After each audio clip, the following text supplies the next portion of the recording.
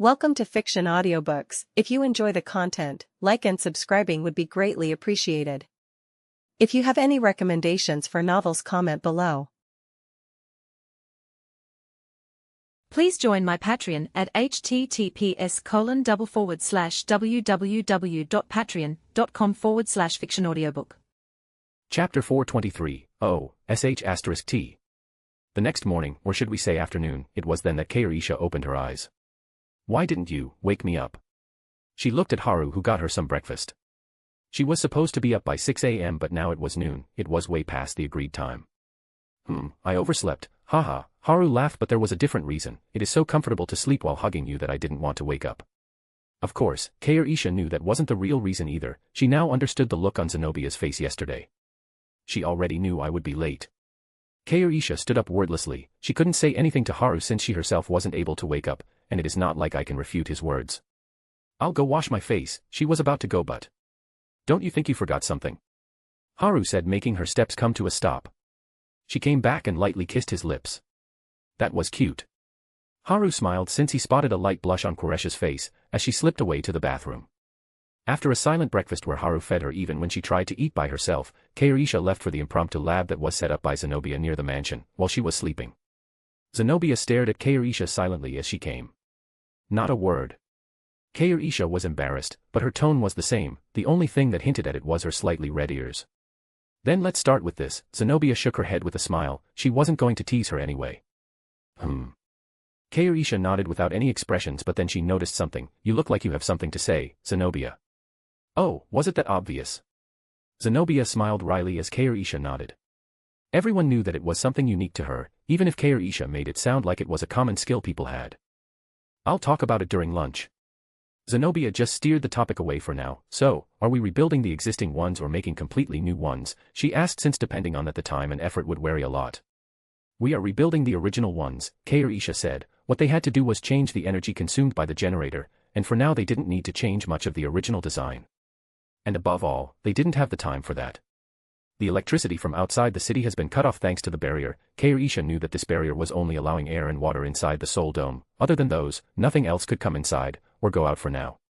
This will be tough, Zenobia sighed as she saw how many constellations were watching them. These constellations were the ones who liked watching humans build new things with the new resources that they had. It is good that we have a blueprint.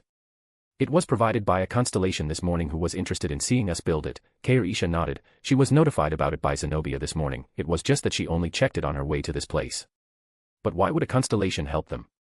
Thanks to how chaotic things were outside, most people were just barely scraping by. They didn't have the time to use the new resources, which is why there was a scarcity of this type of content for the constellations who like such stuff. It is almost like those streams Aliyah and Gina used to do. Zenobia was reminded of how that website worked, and how the people who used it were divided. Some liked watching people play games, some liked to see them reading, some liked to see them react to stuff, some liked to people build cool things, and some even liked to see other people sleep. It was like there was an audience for everything as long as you did something. And it is the same thing with these constellations, Kaorisha thought while working. What each of them was doing now was catering to as many different viewer bases as possible with their individual roles. This is why that constellation sent them the blueprint that was available in the shop for free. Let's see whether our plan works or not. Kaorisha wasn't worried about the chance that it fails, because it didn't matter if it did, it will be our win either way. And after they were done figuring out things such as materials, labor, and time, the delayed lunchtime came. So, what did you want to talk about? Kaorisha asked the question directly while cutting into the monster rabbit steak. It is about the kid I brought with me. Zenobia told Kaorisha about Shin Yusung, and why she was telling this to her was because of the conversation she had with Haru. Are you sure leaving her to me? Kaorisha asked, noticing Yusung hiding a little distance away. She was peeping on them, and she had possibly heard them as well. And as soon as Koresha's red eyes met hers, Yusung shuddered and ran away. She is scary. Yusung couldn't understand the cold stare. It was very different from the people she had seen till now. It had an intimidation that was hard to stand for her. It was almost like she had come across a monstrosity she couldn't face. Interesting, I'll take her, Kaorisha nodded while Zenobia smiled wryly. She knew that Kaorisha did that on purpose to check what type of reaction Yusung would have, and she seemed satisfied. I guess this is why Haru said that she is rough with training. Zenobia shook her head, but there was a reason why she was entrusting Yusung to Kaorisha. Her ability matches yours on a base level, so I thought that you could help her with that, Zenobia said, and Kaorisha nodded. This was the reason for her previous action as well. I'll pay attention to her safety, but these words made Zenobia look at her with a hard-to-explain expression. I already heard about it, so you can rest assured, Kair-Isha continued in a flat tone. Kair-Isha, do you think that it is possible?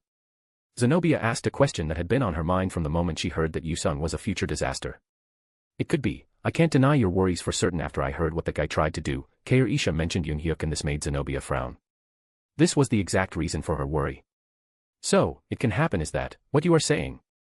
Zenobia asked, and Kair-Isha nodded without much change in her expression. Did you talk to Haru? Kair-Isha asked, wiping her mouth with a handkerchief. Yes, Zenobia nodded. She had discussed this with him before. What did he say? Kair-Isha asked another question, and Zenobia could already see where this was going. He said not to worry about it, but she still relayed his reaction. Then you shouldn't worry about it, Kair-Isha said like it was a matter of fact. I suppose so, Zenobia shook her head with a sigh. She would like to do that as well, but it was hard to do. She still has that blind trust in him. Zenobia knew that it wasn't the correct way of describing it, but that is what it looked like. And truth be told, she was very envious of that, because she couldn't trust someone to that level. Of course, she trusted Haru with what he did, but not to the level Kair-Isha took it. She could never do that, and she knew it. It was mostly because of how she grew up, and because of that it wasn't easy for her to do it. That is why she understood Yusung, who was now in a similar position. She is finally able to come around as well, but there was a bigger problem at hand, and this is what will make the next scenario even more difficult for them. In the mansion, Haru had just come back after taking a mission himself, and he was currently having some food in the kitchen. And while doing that he was approached by someone, and this person was upset. Haru, don't you think that you forgot something? Haru turned his head, and he saw Heian standing there. Oh shit. Chapter 424, What's with the rice? Haru, don't you think that you forgot something? Haru turned his head, and he saw Heian standing there. Oh shit. With those words alone, Haru already knew what she was here for. No need to act like you were scared, Heian just laughed and folded her arms. I understand what you were doing. So, I'll let it be this time. She wasn't here to fight with him. She understood what was going on well enough to know what needed to be done first. I am so glad to have you. Haru looked happy that she understood, but he spoke too early. But you still broke the promise, so you need to be punished, Heian said with a smile, and Haru sighed. Seems like there is no escaping it. What is it going to be this time? He wasn't that worried about it since he knew that Heian did these things playfully, rather than doing it out of actual anger. So, it was fun to play along with some of her punishments from time to time. Like that one time she had me flirt with Kane in public. Haru wouldn't forget it because of how fun that was. Kane was blushing all the way home thanks to the public show of affection, and then she tried to beat me up because of how embarrassed she was, but it was fun before that. He nodded like he was remembering a good memory. That's a secret. It was just that the good flashbacks ended here. Oh, because of those words and the tone, Haru knew that he was in big trouble this time. The last time I heard those words, I had to act as a girl on a one-time stream. Haru's body jolted upright, and he had goosebumps just thinking about how bad that was. It wasn't that it went badly with people noticing or making fun of him. No, instead it went well, a little too well. Let's not think about the comments and messages on that account. Haru shook his head quickly to get out of that hellhole. All he could say was, some people are unhinged. He turned to look at Heian, who had the sweetest smile on her face. The purpose. Heian, let's talk about this. Haru tried to reason with her, since the situation was really unavoidable this time. This worked sometimes, but... Nope, no pass for you this time. He was shot down instantly. There was no room for negotiations, it seemed. Ding asterisk. I'll be leaving then, bye-bye. And as soon as a text message arrived, Heian left happily. Make sure to prepare yourself. Now I have another thing to worry about. Haru sighed and his eyes went to the refrigerator. I need some ice cream. Thankfully there were some in there, and he ate a full tub once again to drown all of his sorrows. The constellation Abyssal Black Flame Dragon is called Uweek. The constellation Demonic Judge of Fire is asking what happened. The constellation Secretive Plotter is retelling the situation. The constellation History's First Loner understands your situation to an extent. The constellation Ghost of Tosa is enjoying the show. The constellation Desserts for Days is pleased to see another vanilla enjoyer. 10,000 coins have been sponsored. Haru just didn't notice them since they'd never understand my pain. He was trying to sound pitiful, but he was just being smug. Well, one of them is good at least. But his little break was short-lived. Ding asterisk, ding asterisk. It was then that his phone started to give notifications for the messages. Looks like it will take some time before I can get a break, Haru thought and got ready. Now that he was back in the base, there were things that he needed to do before the next scenario started. The next few days were busy for everyone. They all worked hard to clear out the areas and deal with monsters so that they couldn't come into the group's territory. They needed to do this to make sure that they could protect the people they had taken in. These people didn't want to fight, which is why they joined their group after all. So, we have to make sure that they can at least be comfortable, Aaliyah groaned repeating those words. Her job was the hardest of all, it wasn't clearing monsters. Rather it was like clearing the streets. This is more time-consuming, Aaliyah shook her head since she couldn't complain. She wasn't alone who was doing this job after all. This is the main job that is keeping many of the working group members up. That is why it was necessary for someone on her level to be around, not just to quicken up the progress. 2 monsters broke through the line of defense. They are at your 3 o'clock, a calm voice came from the in-ear, and Aaliyah quickly dealt with the bear and hyena-like monsters, before the working group even noticed. They were currently expanding the roads to increase the flow of goods, while creating more living space. On the other hand, Gina and Namun were expanding eastwards with another group along them. They were doing the same thing that Aaliyah was doing, just that. Hiya Yahya, bring it on you pieces of sh*ts. Namun was fighting on the front line, while Gina was taking a back seat and helping the group with clearing the area. Kim Namun SSI had left the marked zone, and whenever Namun went a little overboard. Namun, just in case you know, your behavior is being recorded and can be heard by Kairisha Uni, she just reminded him through the communication devices. Fuck, I am awaiting further orders. She was able to keep him in line with just that. Get back to in line. Yes. And she wasn't lying about everything being recorded. The support teams that came with Zenobia were working their asses off. Cameras were carried by the groups and were installed at certain intervals, in places where they could get good coverage. These cameras didn't need wiring, and sent the feed back to the headquarters, so that this footage could be used to keep an eye on the surroundings. This was also used to alert the groups that were out there in case monsters were approaching them. But even if everything seemed to going alright, there were still some concerns. Haru, do you think that is a good idea? Kane asked Haru. She had happened to catch him having lunch in the kitchen today. So, she ended up asking him the question. What? He asked, since he couldn't tell what she was talking about. She gave me no clues. Haru sighed, since Kane just had a weird way of asking questions. About allowing them to move west, she crossed her arms while hinting at certain people. These people were Dokja, Gilyoung, Hyunsung, and Jihai. They formed a group and were currently moving west, way beyond their planned sites. Oh, them. It will be fine. Haru didn't put too much thought into it. On the other hand, Kane frowned. I don't really care about Kim Dokja, but the other 3 are good. Kane saw Hyunsung and Jihai in a good light. Also, the child is too young to be sent forward with them. He can work safely from here, can he not? Not to mention that she didn't want Gilyoung to be out in danger. Or more specifically, she didn't want that kid to be in a fight, since he had a weird disposition that didn't get affected by many things, even if it meant killing another person. He could do that without blinking an eye. It would be better if we can help him get past that sort of thinking. Kane heard that this seemed to have happened because of some circumstances, but she wasn't keen on leaving it as is. But it is that kid's choice, Haru said, and Kane could only shake her head. Indeed, Gilyoung was too focused on Kim Dokja to care about anything else. And they couldn't change that even if they wanted to, which is why Kane thought of just watching it from afar for now. But she was also doing something else at the moment. Why are you putting more rice? Chapter 425, what about it? Why are you putting more rice? Haru asked confused. He had finished eating, but now there was more rice on the plate. You should eat more now.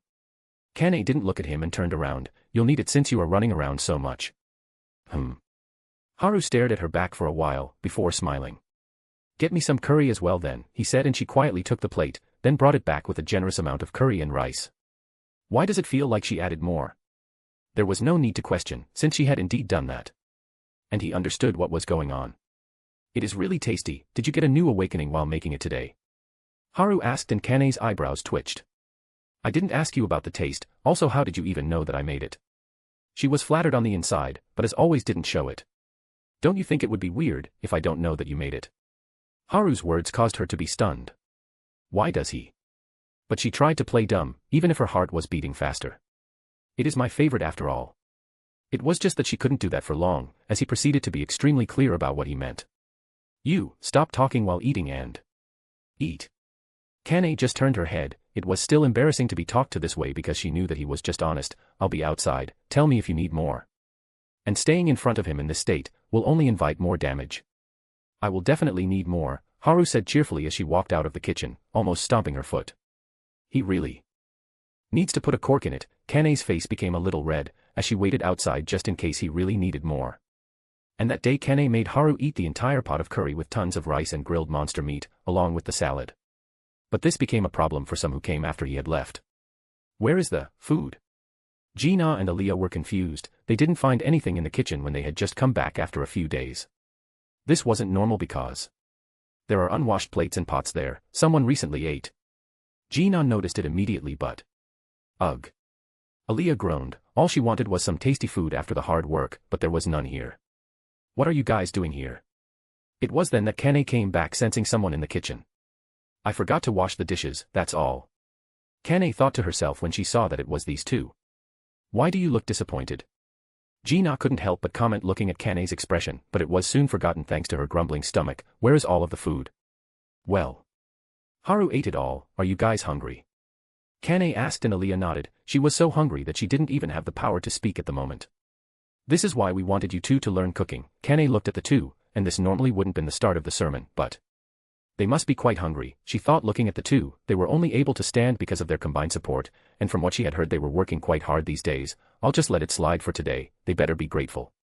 Kane sighed. I'll make you something, so settle down, and took the apron while shaking her head because of the puppy dog eyes the two were giving her. Yay. Just hearing her words the two jumped in joy, the energy somehow came back to them. But there was something else that came with that energy. Kane-uni, did Haru eat all of the food, or did you make him eat everything? It was the spare energy to ask stupid questions. Yeah, I meant to ask it as well. Aaliyah had seen it with her own eyes. There was only one thing that came to mind, when she thought of days when Haru ate tons of food thanks to Kane. Oh. Looks like something spicy was cooked here. On some days Kane would empty the entire pantry to make things for Haru. It was almost like an attempt to keep his mouth shut about things, and she did that by continuously feeding him stuff throughout the day. These idiots. Kane looked at the stupid expressions on their faces, and it angered her for real. I suppose, you do not want to eat? Kane asked with a kind smile, but there was a demon behind that smile. Ah, no please go ahead, I am sorry. Gina folded immediately along with Aaliyah. They just wanted to eat something or they might die, not from hunger but because of angering Kane. Only Haru can eat a shit ton of food after angering her. Aaliyah couldn't help but think how unfair it was. If you speak again you won't get any food. Yes, ma'am. But there was nothing they could do about it, as this was the difference between them and him. And there was another one who was suffering from such a difference in attitude. **. A monster jumped as if to bite the person in front of it. Ugh, and Yusung fell down. She was tired from trying to tame this low-level monster that was brought in for her. But even after trying for 3 days, you still can't tame it? Kair-isha asked and Yusung shuddered. That indifferent voice had really struck fear into her. I'll try again. That is why she was standing up again. ********. But the chained beast on the other hand was trying to attack her, so it would take a while before she could try again. It was just that there was no need for that this time. Quiet, a single word from Kair-isha, and the almost rampaging wolf cub along with the big one near it, were now as docile as house pets.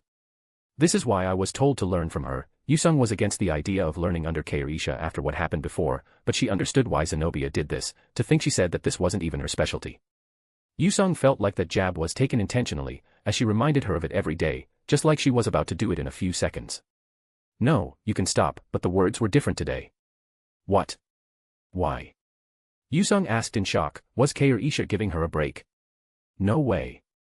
Even she knew that it was impossible after just talking to her a few times, and it was true. Kair-isha wasn't giving her a break. You can find something else to do, this is simply a waste of time, Kair-isha was telling her, to neatly give up on this. What? But. Yusung wanted to ask questions, but her voice died down in an instant in front of her gem-like red eyes. It has been 3 days, and you have shown no progress. Kair-isha wasn't in the mood to hear anything from her, aside from a viable reason why she couldn't do this. But. Yusung couldn't even look up. It was one thing that she was a kid, but the one in front of her was Kair-isha. She was the type of person who could make adults shake in their boots with a stare alone, but this wasn't what scared Yusung. If it's like this then. She couldn't even complete the thought. Yes, you won't be able to be with Zenobia any longer. Koresha's words made her look up. The worries that Yusung was trying to suppress in her heart for a while were ruthlessly brought up. Yusung glared at Kair-isha. She had been trying hard all this time so this didn't happen, but now.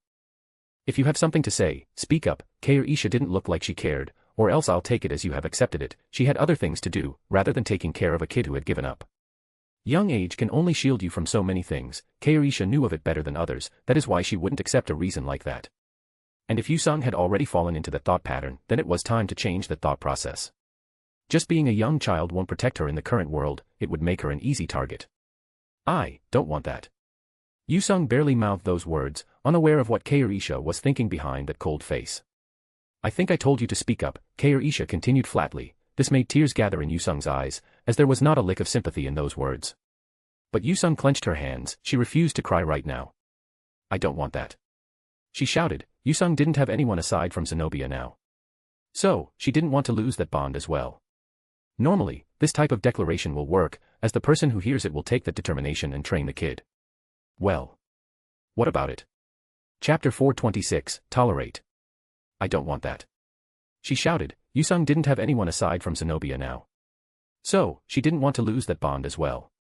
Normally, this type of declaration will work, as the person who hears it will take that determination and train the kid. Well. What about it? Isha was unmoved like a mountain. What? Yusung didn't understand what was going on. You said you didn't want to be separated from Zenobia. Yusung nodded at Koresh's words. So, what about it? Isha asked again, what makes you think that we will hear you? Yusung felt like someone had grabbed her heart. What can you do to demand something like that, and then crushed it completely? No answer. Isha asked after a minute of silence. What can I do? Yusung thought back on the things she had done since meeting Zenobia. Helping in the food, doing menial work, carrying things, delivering information around, snooping around to get any information. Was that it?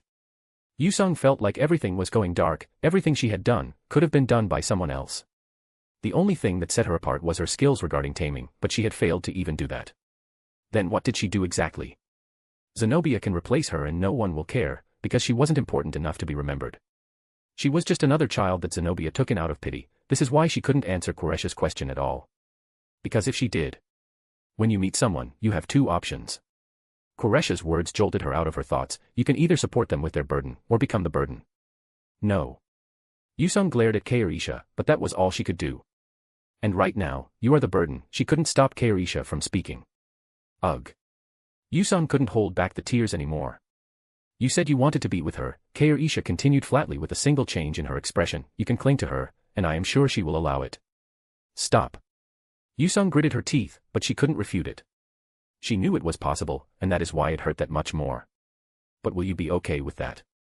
Isha lifted Yusung's face with her hand. Will you be able to live with that? And asked her question while looking into Yusung's eyes. Yusung's body froze. In front of those dimly glowing red eyes, she felt like there was no escape. Yusung was at a loss. She didn't want to be a burden. Once you become comfortable with being a burden, you won't be able to get out of that mold, Isha said the thoughts that were on Yusung's mind.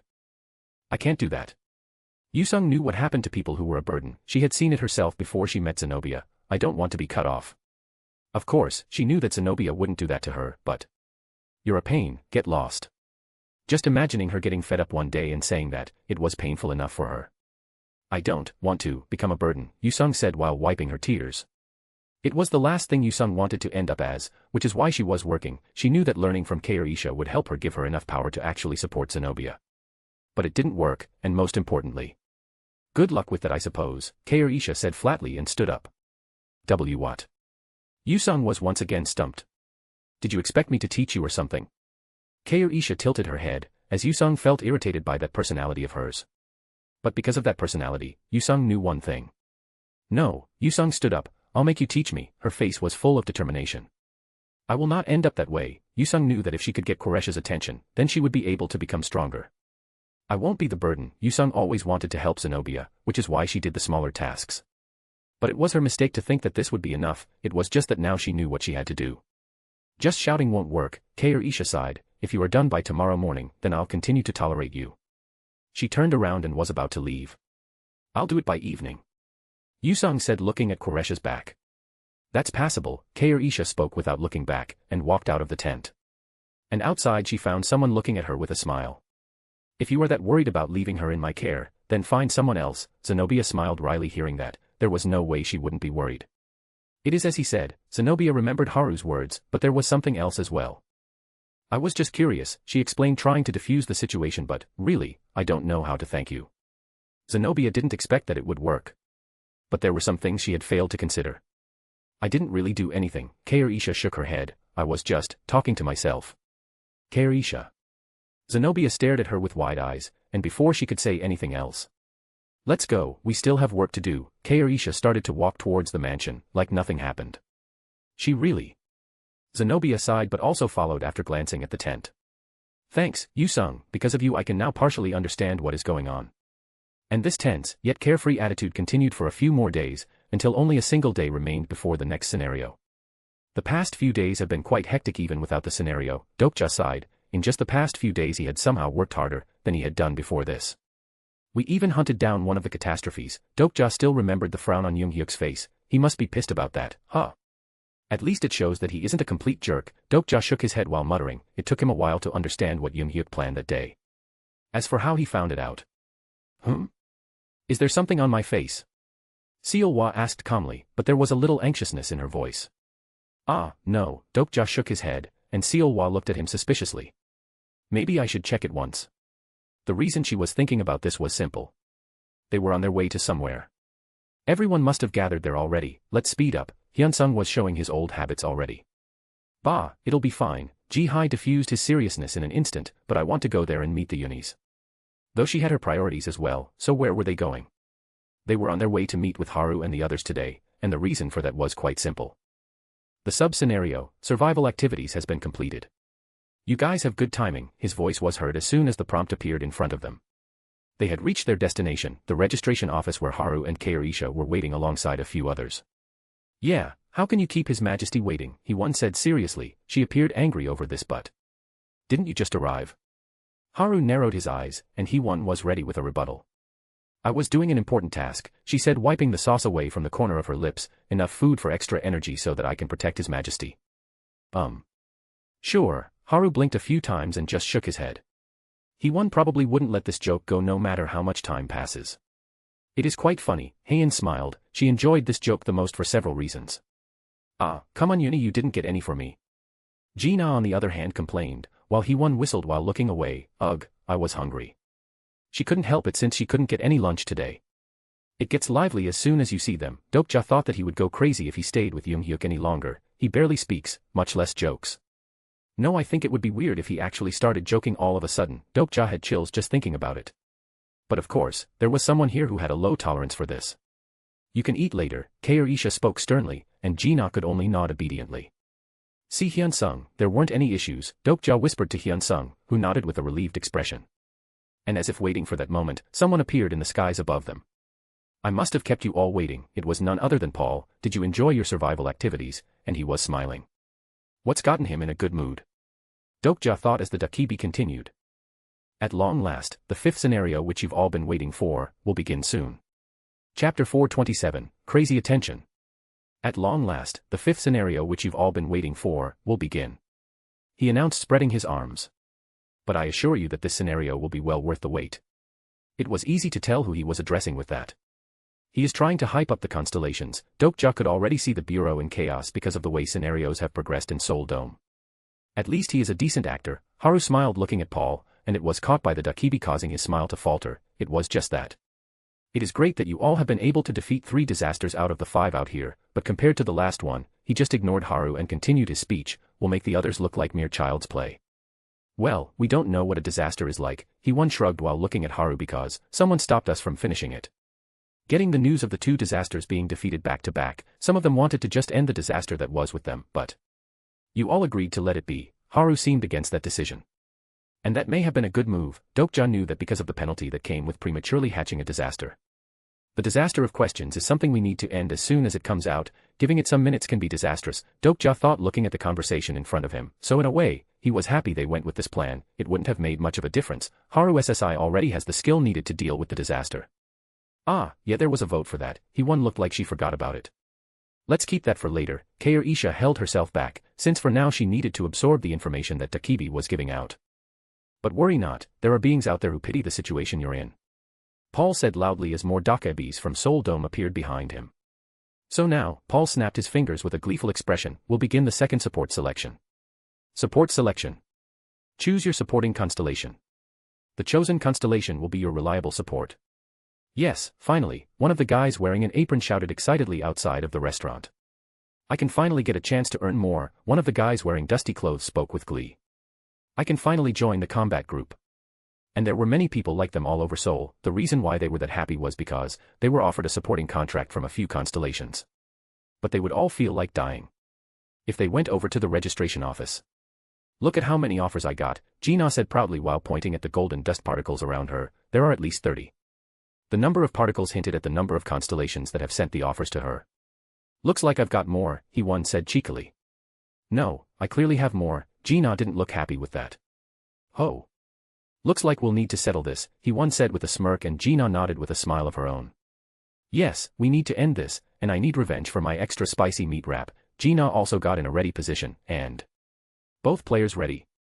Heian came to be the referee out of nowhere, and the two nodded, then start, with that the battle began. Rock, paper, scissors. Both shouted and showed their hands. And the winner is Sung Ji-na. Heian announced as he one slumped down with her paper. Ha! No one can defeat me, Ji-na proclaimed with her 2 fingers raised high.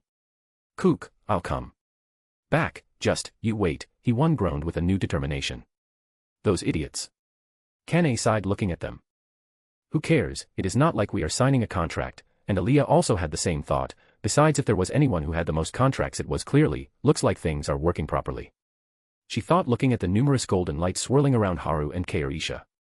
They got a lot of them, like around 100 easily. Dokja thought looking at the two, he himself got around 30 offers. It was good that I went and hunted 2 disasters, it was worth the pain.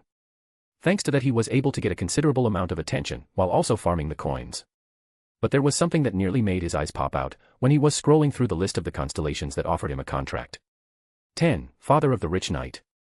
11. Queen of the Darkest Spring. Wait, is this for real? Dokja was shocked, mostly because he didn't even know that this one was watching him. So, the sudden appearance of these proposals shocked him. And on the other hand, Haru was looking through the names with a bored look. 4. Noble Child of the Sun. 5. The One Who Hates Food. 6. The First One Who Doesn't Know Consent. 7. Desserts for Days. 19. History's Most Tragic Protagonist. 20. The Second One Who Doesn't Know Consent. 21. She Who Invites. 41. Founder of Hangul. 70. Heaven's Scribe. 72. He Who Invites. 73. The Great King Hyungmu. 74. Bald Leader of the Peasants' Army. At least some of them have funny names. Haru was amused, wondering why they had those names. And this wasn't it, there was currently a war going on between the constellations. Constellation Bald Leader of the Peasant Army has gifted you 500 coins. Constellation Coaeil Pill has gifted you 700 coins. Constellation God of Storms and Tantrums has gifted you 1,000 coins. Constellation He Who Invites has gifted you 3,000 coins. Constellation Goddess of Love and Beauty has gifted you 5,000 coins. Constellation Noble Child of the Sun has gifted you 7,000 coins. Constellation Secretive Plotter has gifted you 10,000 coins. Constellation Noble Child of the Sun has gifted 20,000 coins. Constellation Prisoner of the Golden Headband has gifted you 50,000 coins with a sneer. Constellation Desserts for Days has gifted you 100,000 coins, saying, not enough. This is a good thing. Keirisha was also experiencing almost a similar level of attention as Haru, and this worked perfectly since it would help them. It was good that we figured out about the second selection early on. It could even be said that all of their work till now had led up to this point. But this wasn't the main topic. He was waiting for something, and thankfully it arrived quickly. It looks like because of the heated competition, some of the constellations have requested meetings with a few lucky incarnations. Paul said happily, and his eyes went towards the most wanted incarnations in Seoul. So, you guys better be on your best behavior. And just like a few incarnations vanished from Seoul. Wait, what? Dokja was shocked. Something like this didn't happen in TWSA, but just this wasn't the main reason for his panic. Among the people who were chosen for this supposed meeting. Both of them, seriously. He one sighed as she understood how wanted these two were, but there was another thing that raised some eyebrows. They seriously didn't have any supporting constellations yet. Dokja sighed since it looked so weird, but given that they were given support from the constellations, they must have been trying to curry their favor, he one thought while looking at the constellations that had made an offer to her. And she had already made her choice. She had this constellation in mind for a while. Haru and Keirisha, the two of them had now gone to meet the constellations, who wanted to make better deals with them. Well, that isn't uncommon. Dokja had seen Soo-young do that sort of deal, but that was done through the normal way, which was Dakibi communication. This type of summon in-person deal was quite extreme. But it didn't seem like that big of a deal, because Keirisha returned after 2 minutes according to the people here. Whoa, that was fast, Gina said looking at Keirisha, who had the same look on her face when she left. There was no change at all. So, what happened? Kane asked, as most of them were already done with the event, and became curious about what this meeting was about. But Kane was more curious about what Keirisha learned about just now. Nothing much. I was offered a generous contract, she said, and Kane didn't ask anything more. What type of generous contract? Dokja wondered, as there were several new things that he learned from this. So, did she take it? And the main takeaway from this was, Haru SSI must have surely got a better contract offer. This sent a shudder down his spine. That man was already a problem as is, and now it seemed like he was about to get a crazy power-up. They definitely discussed a nebulae contract with him. Chapter 428, Problems. Nothing much. I was offered a generous contract, Kairisha said, and Kane didn't ask anything more. What type of generous contract? Dokja wondered, as there were several new things that he learned from this. So, did she take it?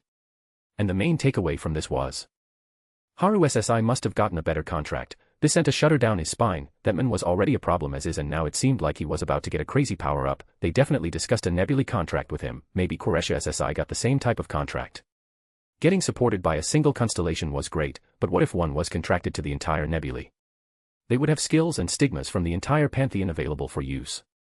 Of course, such contracts had more conditions, and it wasn't easy to get the stigma with the powerful constellations, since they had their requirements. But this was a big deal because the support is mind-blowing. Dokja knew of someone who had the support of the nebulae, and she was a problem, the prophet, Anna Croft. And just as he was thinking about the problems that would come down the line, a new one popped out right in front of him. Hey Dokja. Have you seen that redhead? Bai Hyung suddenly appeared in the air and sent him a message. Do you know where he is? And he seemed on edge for some reason. Haru SSI went to meet the constellation for the contract. Did you not know about it? Dokja was already getting skeptical with the way Bai Hyung was acting. He has mainly appeared on your channel. How can you not know? Where were you till now anyway? It can't be right. The more Dokja thought, the worse his thoughts got, and his fears came true in the next instant. What? I was supposed to take him there. Bai Hyung shouted. The meeting was supposed to be held through the Gamtu, the place where Dakabis hide their true selves. He sounded furious because, who the hell took my opportunity? If it wasn't for that nosy higher-up, I would've. Arg. But little did he know that Dokja didn't share his pains. Instead he started to look at the Dakibi that were gathered up, and he saw Paul smirking ear to ear while looking at them. That was when he noticed that someone was missing. Dugak, Dokja muttered in at Bai Hyung's attention, and he also froze on the spot. Both of them had the same thought at this moment. Fuck. There was no doubt that Dugak and Paul were up to something. And their worst fears came true, as Haru did not return even after this event was over. So, this is the place where I'll talk with the constellation? Haru asked, looking at the somewhat overly moderate room. Looks like those old castle rooms. Haru was surprised to see that these guys were sticking so close to the concept. Yes, you just need to go into that corner room, Dugak said with a smile as he pointed at the paper door to the left. Your voice is weird, Haru commented. Since it didn't feel the same as before, it was almost like the previous weirdness was gone. You may feel a disconnect since this is my true voice, Dugak said, still smiling. Now go into the room. It isn't good to keep the constellations waiting. He hurried Haru into the room. It's dark in here, Haru muttered as soon as the door was closed. He couldn't even see his hand even if he pressed it on his face. And it didn't look like his eyes would be getting used to the darkness because this feels like a skill rather than natural darkness, he thought while suddenly a small fire was lit up in the room. It is nice to meet you. Tsujikuni Haru, an enchanting voice rang into the room, and even with that slight feeling that it was being muffled. That voice. Haru's eyes widened slightly. He didn't say anything, and because of that. Did I speak too strongly? Should this be enough? The voice asked nervously while decreasing the power behind her words. Ah, yes, this would be enough. Haru came out of his thoughts quickly, and tried to cover up his previous shock. Are you sure? Should I lower it more? This is the first time I am talking to an incarnation. So I don't know how to adjust my voice, she asked, and still sounded unsure, because if she wasn't careful she could very well cause terrifying damage to Haru with her voice alone. Oh no, it isn't your fault. I was thinking about your voice, Haru spoke truthfully. That voice really did send him into his thoughts. What? But the voice became flustered and the room started to shake. She increased the power of her voice unconsciously. I mean, now this is a strong voice, Haru said, feeling the pressure around him building up. It feels like it will crush me. In his current state, this voice alone can indeed crush him. No, it was already doing that in a way. Ah, I am sorry, I'll be careful. That was until she had come to her senses. You're weird, Haru said, sitting down on the floor. What? Why? She asked in confusion. Why was he calling her weird all of a sudden? I mean, I thought that all constellations were assholes who sought entertainment. Haru could somehow feel the atmosphere in the room getting awkward. But it wasn't like he was lying about his thoughts, since that is how they came off as. But you are very different from them. You even seem to genuinely care for me. he was quite shocked to see her being this considerate, not to mention her messages through the donations were also mostly filled with concerns. Even if I take into account that she is here to make a contract with me, there is no need to be this careful with a mere incarnation. Haru may have shown high feats in the scenarios, but he didn't do anything out of the world. In a way, he used Yu Young-hyuk as a model for what he could do and couldn't.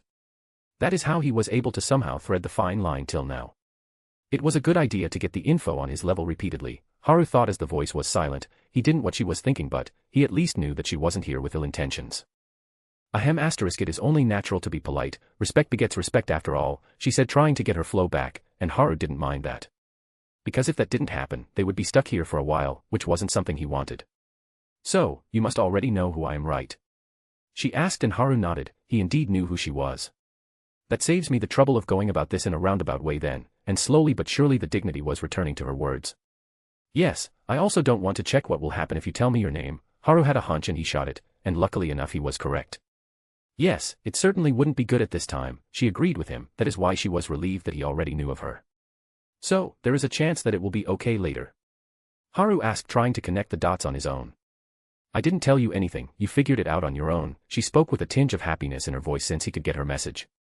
I see, it is like that then. Haru had wondered for a while about why these constellations had such names. At first I thought that they chose it themselves and were trying to be funny about it. But then he saw some weird names, and backtracked his previous evaluations. As proud as these constellations were, there was no way they would choose humiliating names willingly. So, that only left the option of the name being chosen by someone else. Then what were the criteria for getting names? And who chose them? I need to think about that more, maybe it is something else that I don't know about yet. Haru had an idea about this thanks to the throne incident. But nothing was set in stone yet.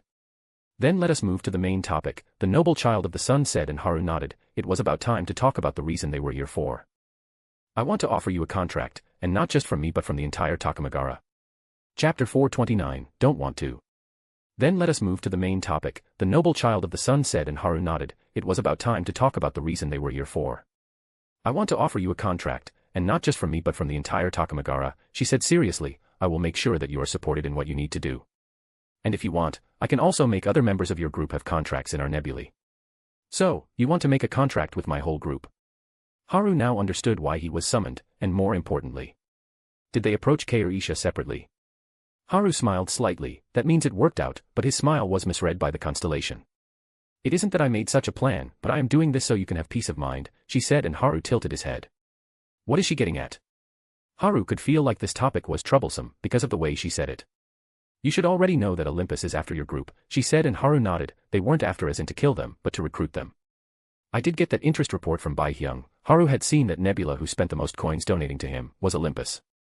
And it didn't seem like they were doing that without any intentions. It was clear what they wanted. Are they the way I think? Haru asked, going through the information he had on the Greek pantheon. He thought that it could only be them considering the names.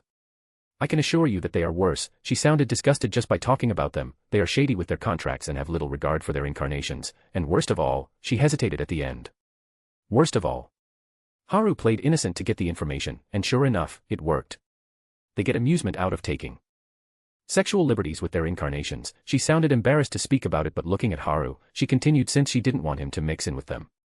After all, most of the goddesses from Olympus were after him for that very reason. Some of them even enjoy forcing themselves on their incarnations or giving them favor in return for such things, and things like orgies are pretty common there. The more she spoke, the lower her voice became, and at the end it became inaudible. It was embarrassing to speak about that sort of thing when it wasn't in her culture. So, they are just like the Greek gods we know about in the myths. Haru knew that this was troublesome, and it could also be that she was just bad-mouthing the competition to get brownie points.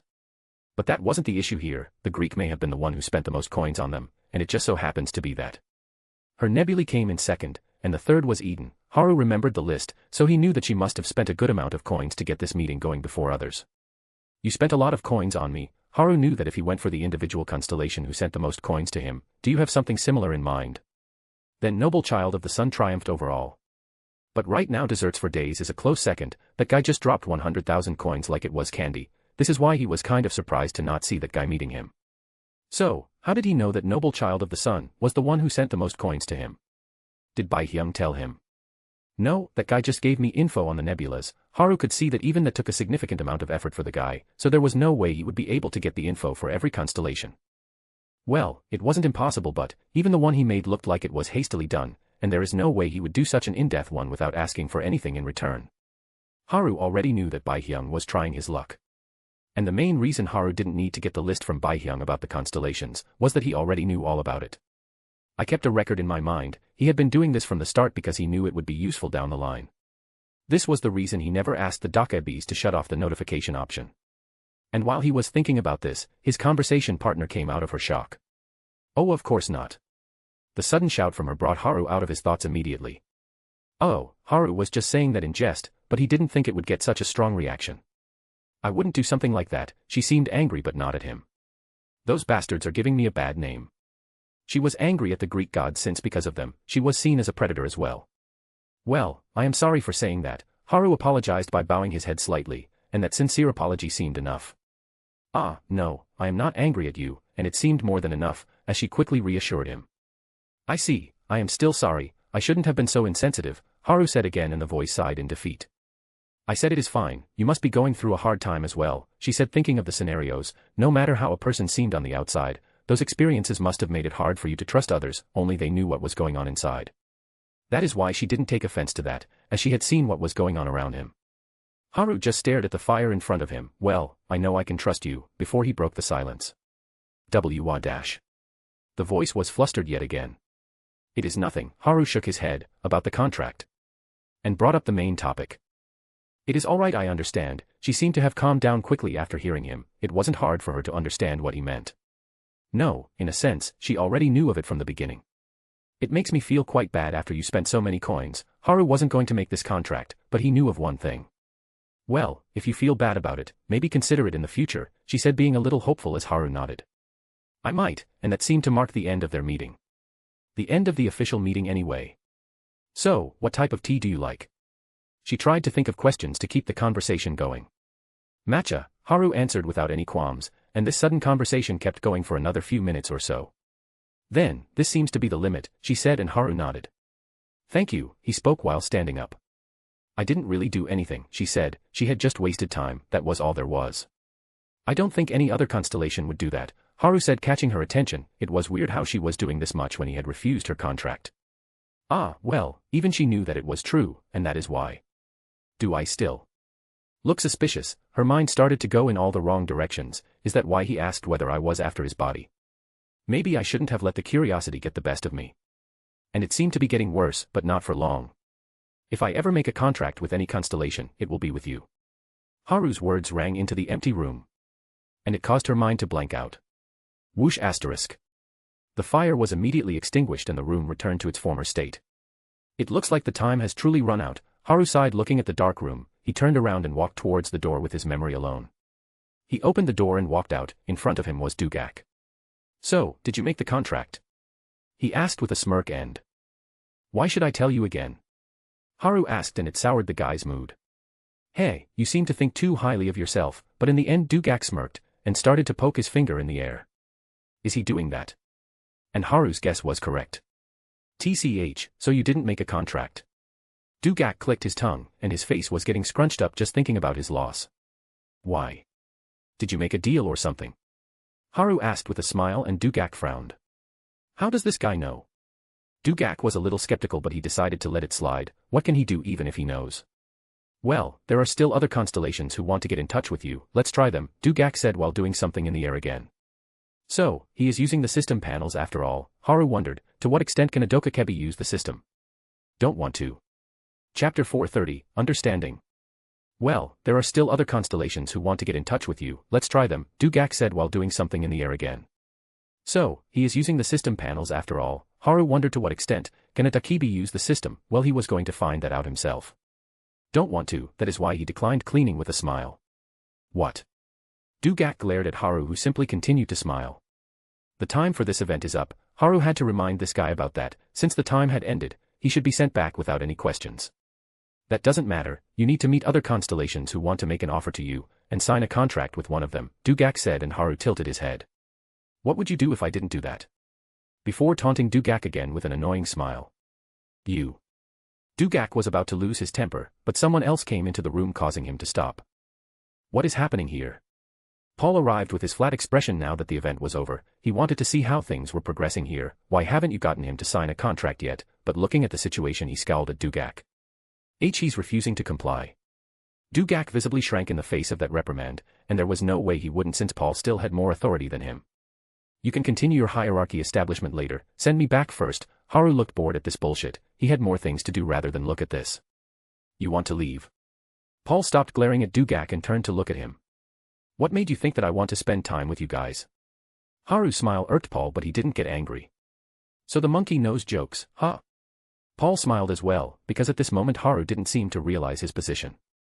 Hey now, don't say stuff like that or you might be cancelled, Haru warned, but he saw that Paul wasn't listening to him. Well, I told you, so he just shrugged. Anyway, you want to go out, right? Paul asked, and Haru nodded. He indeed wanted to go out. Then you will need to sign a contract with the constellations of our choice. He's showing his true colors. I see, so that's your plan. Haru frowned slightly. They were basically forcing him to sign a contract with the constellations since he didn't do it on his own. The reason for this is that he had become an unknown force that had tampered with the flow of the scenarios through his actions. There were only two ways for the Dakibi management to deal with him. First, kill him outright, but this would get them heavy backlash from the constellations who want me as their incarnation. Haru had already made a backup plan for this, which was giving constellations a reason to back him up. Here it was his personal power and the group he had gathered that was filled with outstanding incarnations that the constellations wanted. This is where the second option came in, that is putting a leash on me. This was easier than the first one, and more practical for them. The Dakabis have now set up a stage where Haru has no choice but to make a contract with a constellation. This way they deal with me, and also curry favor with a big-name constellation. In a way, they were selling him to the highest bidder. Don't even think about getting out of here without making a contract. Paul's mocking tone made Haru look at him, and before speaking, you should see what will happen to your group down there if you decide to delay it. He snapped his fingers and a screen appeared in the middle of the room. I certainly wouldn't mind if you do though.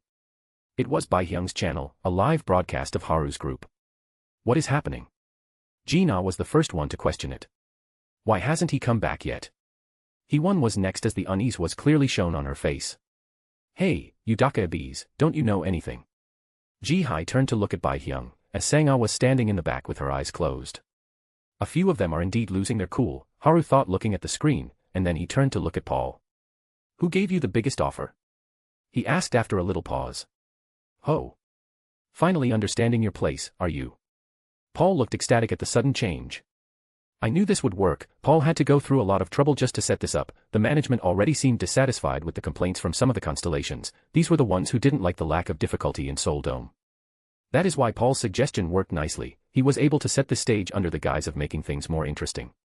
But his true motive was different. I'll have you grovel at my feet by the end of this.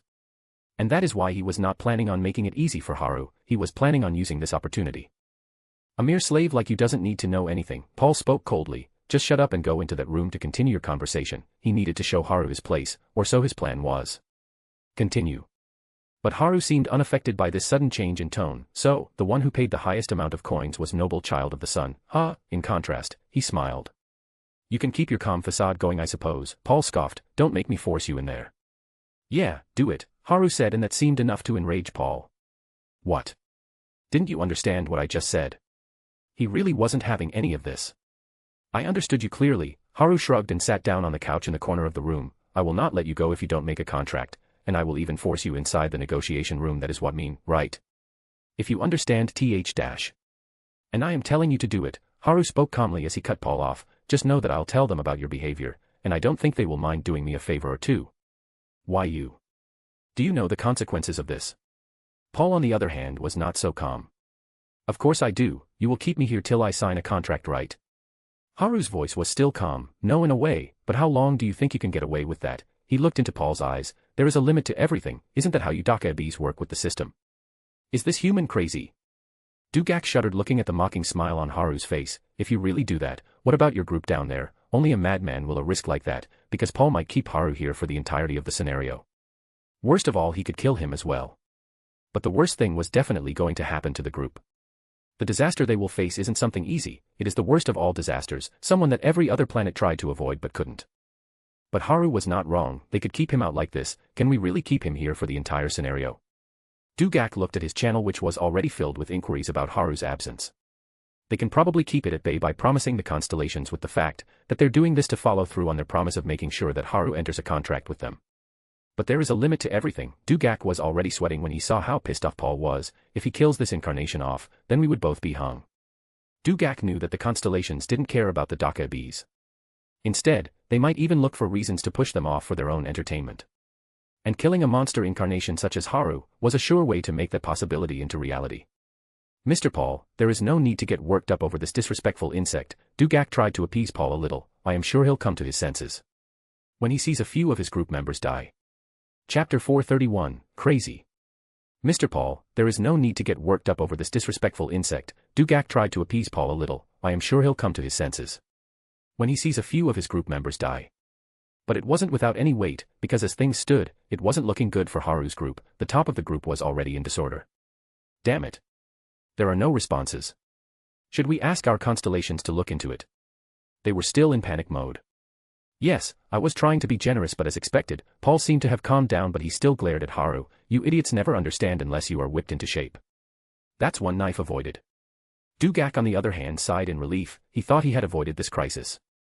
Since no matter how stubborn Haru might be, he will definitely break once he sees the group he had gathered die that way.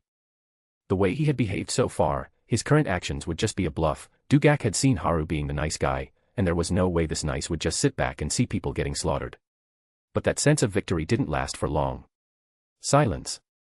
A cold shout came from the broadcast, and the questions along with the panic came to a stop in an instant. We need to focus on the upcoming scenario as planned. It was none other than Kairisha who took command. But, Sangha was about to ask a question. It seemed like there wouldn't be any more time for that. He'll be back before you know it, Kairisha said seriously, but his absence doesn't mean that we can stop the work assigned to us, so we'll proceed as planned and wait for his return, and that seemed to have worked very nicely. Because the way Kairisha spoke was filled with conviction, and this prompted others to think of what Haru was like so far. He'll come back with a smile like nothing happened. That was the thought that went through their heads. They were worried still, but getting all concerned about him and stopping their plans will only make things harder. I am sorry for that. Sangha seemed dejected. She was one who seemed the most out of it, visibly at least. Well, now that I think about it, I don't think something will happen to him. He-One laughed. He is like a main character after all. He-One Uni, please be careful with those jokes. People don't like those anymore. Gina sighed, and in the instant, the panic subsided. Paul was looking at the scene along with Dugak. Both of them were pretty speechless looking at this. Heh, I wonder how long you guys can maintain that calm facade of yours. They turned back to see Haru smile. You, bastard, I'll make you see hell. Paul gritted his teeth. They still had the upper hand here. Haru was out of the scenario, so his group would definitely suffer. No, I'll make sure they suffer. Paul wasn't letting this disrespect slide. It had happened not just once, but twice. If it was up to him, he would have killed Haru the first time it happened. If it wasn't the threat from Takamagara, I would have at least taught him a lesson. Shit. Paul received a literal death threat from the leader of Takamagara, and it wasn't to be taken lightly.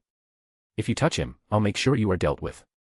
A threat from an entire nebulae normally wouldn't be that bad. Normally they are very divided in opinions, so one can curry favor with the other faction. But the thing with Takamagara was that their powers aren't divided like the other nebulas. In Takamagara, the leader might not have every constellation under her direct control. But she had the ability to mobilize them all, because her family will rally them in her place. This is why it was so tough to deal with her. There were 4 main factions in Takamagara, the first being Amaterasu, then came her brother Tsukumi with his faction, after that was Sasano with his faction, and lastly, there was the faction of their father, not to mention their technical mother was also a dangerous being in her own right. So it wasn't that she had all of the power, she had sway over the ones who could control the gods, thus the noble child of the sun had control of the entire nebulae. And if he gets on her bad side, the management will not mind cutting me off. Paul knew that because of this he had to be careful. He thought that just scaring Haru would be enough, but that didn't seem to work. Just make it entertaining, will ya? The tables were turned really quickly without them even realizing, and this wasn't the end. Why, you? Paul had control himself before he made a mistake. He really is an idiot. Haru shook his head looking at that reaction. He could act as freely as he could right now, because there was no way these guys were broadcasting what was happening here. They are indeed dumb, but not that dumb. It is just that they had failed to realize that there was no need for Haru to worry about his group. They work better when I am not around after all. He knew that he was the cause of a massive distraction for them. And with him out of the way, things should work just fine if not better. But more importantly, HNG. A break isn't really a bad thing, I suppose. He stretched his body and made himself comfortable on the couch. Do all of the constellations watch us like this? He thought while looking at the broadcast. Lazy bastards, they don't have anything to care about, do they? This human is crazy. Dugak sweated just looking at Haru being so comfortable over there. This is my fucking house. But of course, no one was interested in what he had to say. In the Soul Dome, at this moment the preparations for the next scenario were underway. It has been 6 hours since Haru went missing, and only 17 hours remain till the 5th scenario starts. Have we finished moving the disaster to Yongsan? Kaoru asked as soon as she saw Zenobia walk into the room. They are on their way currently, Zenobia said, checking the tablet in her hand. They should be able to set up the stone in the park in 3 hours max, so no worries on that front.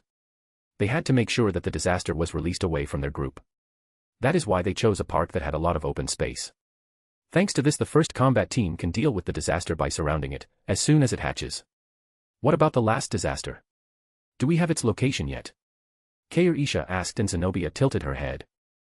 It is on Nodul Island. Didn't I tell you about it 2 days ago? It was weird to think that Kaoru didn't remember it. No, given the current situation it did make a little sense.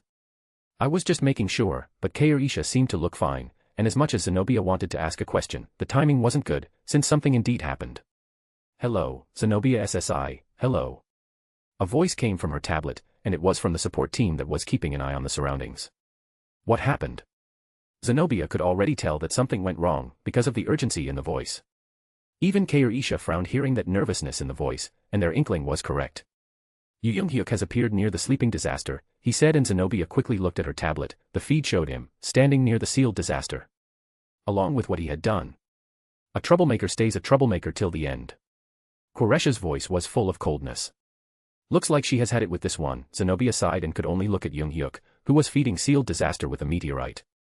It was a stone similar to that of the one they were carrying to Yongsan, just smaller in size. What was he doing? She didn't know, but there was one thing Zenobia knew. Tell the second team to prepare. Kaoru stood up from her seat. I'll leave this place in your hands, Zenobia. You are going there yourself? Zenobia asked, and Kaoru nodded before leaving the room. You've really done it. Zenobia looked at the feed again, which showed Young-hyuk just standing there in wait. With Haru away, this was the worst time to get on Quresha's nerves. And breaking the plans she had set up. A new main scenario has arrived. Was the worst way to piss off a perfectionist like her. Chapter 432, For the Plan. Since the scenario started, the world has been in an upheaval. No place was left unchecked by the mass panic that was brewing among the public. Because even if the scenarios were started in the major cities across the globe, the people outside were more terrified as they had no idea about what was happening, and the images that have surfaced were far from nice. It was so bad that people thought of it as fake, and tried to ignore it. It was just that these discussions were only rampant online. Most of the population had no idea of the horrors that were happening within those domes, but they could only pray that it didn't reach them. And then there were beings who enjoyed this mass hysteria that was happening, both on the inside and outside of the planet. Many of these beings lived far away from the planet, but a lot of them had a deep connection with this world. And in a very faraway place, on an unassuming mass of land that was just floating in space. There was a wooden house standing tall on it, and inside that house were two beings. Isn't it a good chance to kill that hateful bastard? A voluptuous woman with long blonde hair said. She looked like a human, but her sclera was black with golden pupils, along with two insect-like antennas on her forehead. He has already been taken out of the scenario, so it should be easy to end him without any major problems, right? She sounded so happy, just with the thought of her enemy dying, but... Well, it is as you said, Antinous, the second being who was sitting on the sofa, spoke calmly, but don't you think that it is too boring? Before he spoke what was really on his mind. What do you mean? Antinous didn't understand it until he pointed at the blue panel flying in front of them. It was Bai Hyung's channel, showing a black-haired woman leading a group with a cold expression. You mean to? Antinous understood it immediately, and she didn't look against it, because that woman was her enemy as well.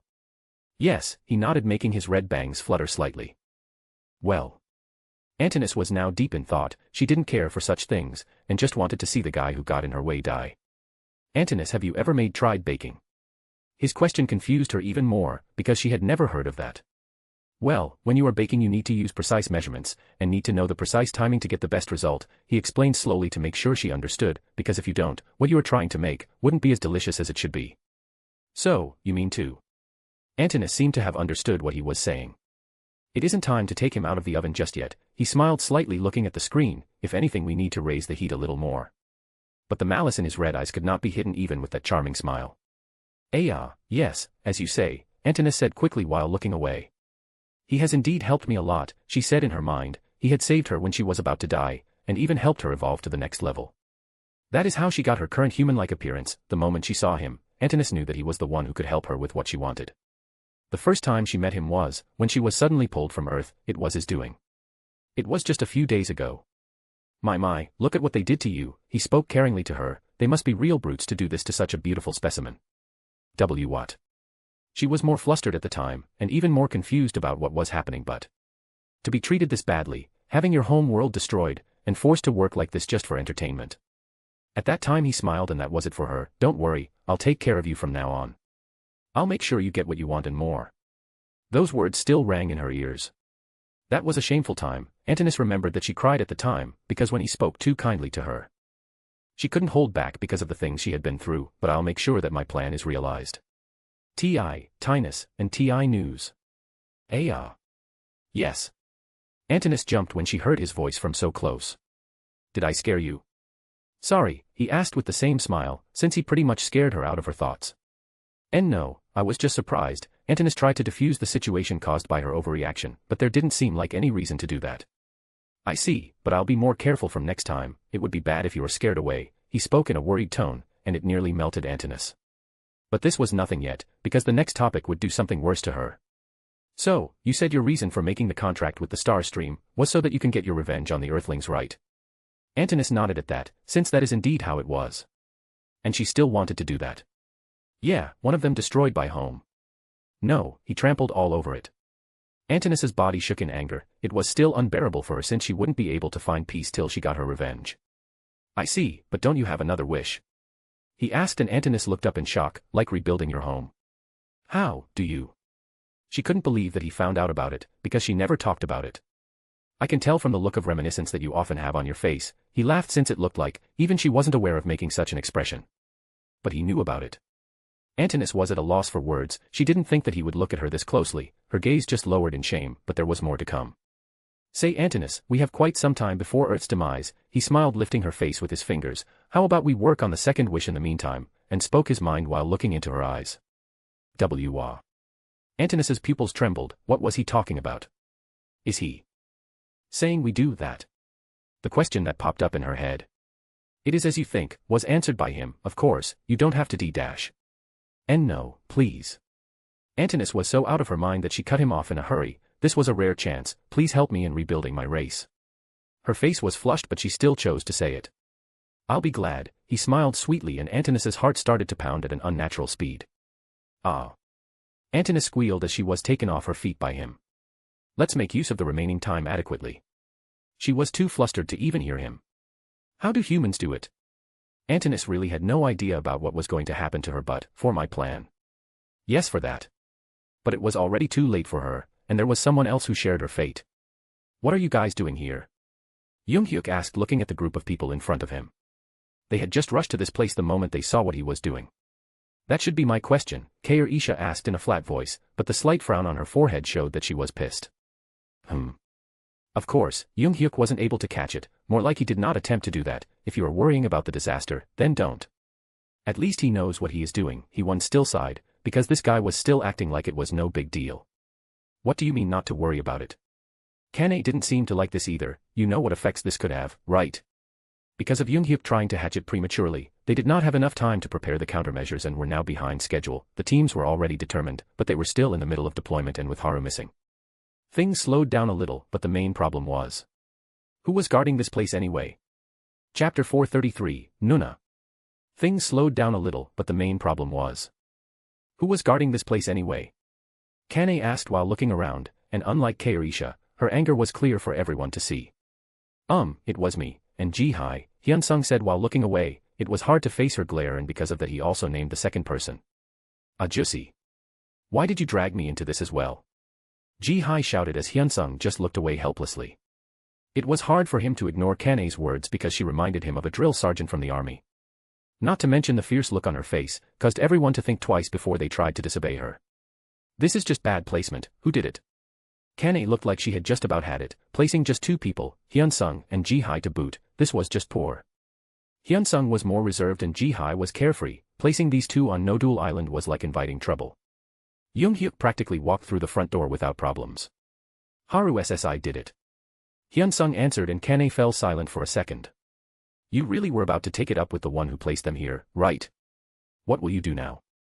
Aliyah smirked but quickly wiped it off when she saw Kane turn in her direction, she didn't see it right, but we wouldn't get any answer for that. Ahem asterisk leaving that aside, what do you think you are doing? Kane switched the target to Young Hyuk. Don't you know how bad this can be? She was trying to leave the previous topic behind and it was funny to see. And there was no need for her to explain. The Dakibi said that this disaster was on another level, although she didn't want to trust them. But being cautious never hurts.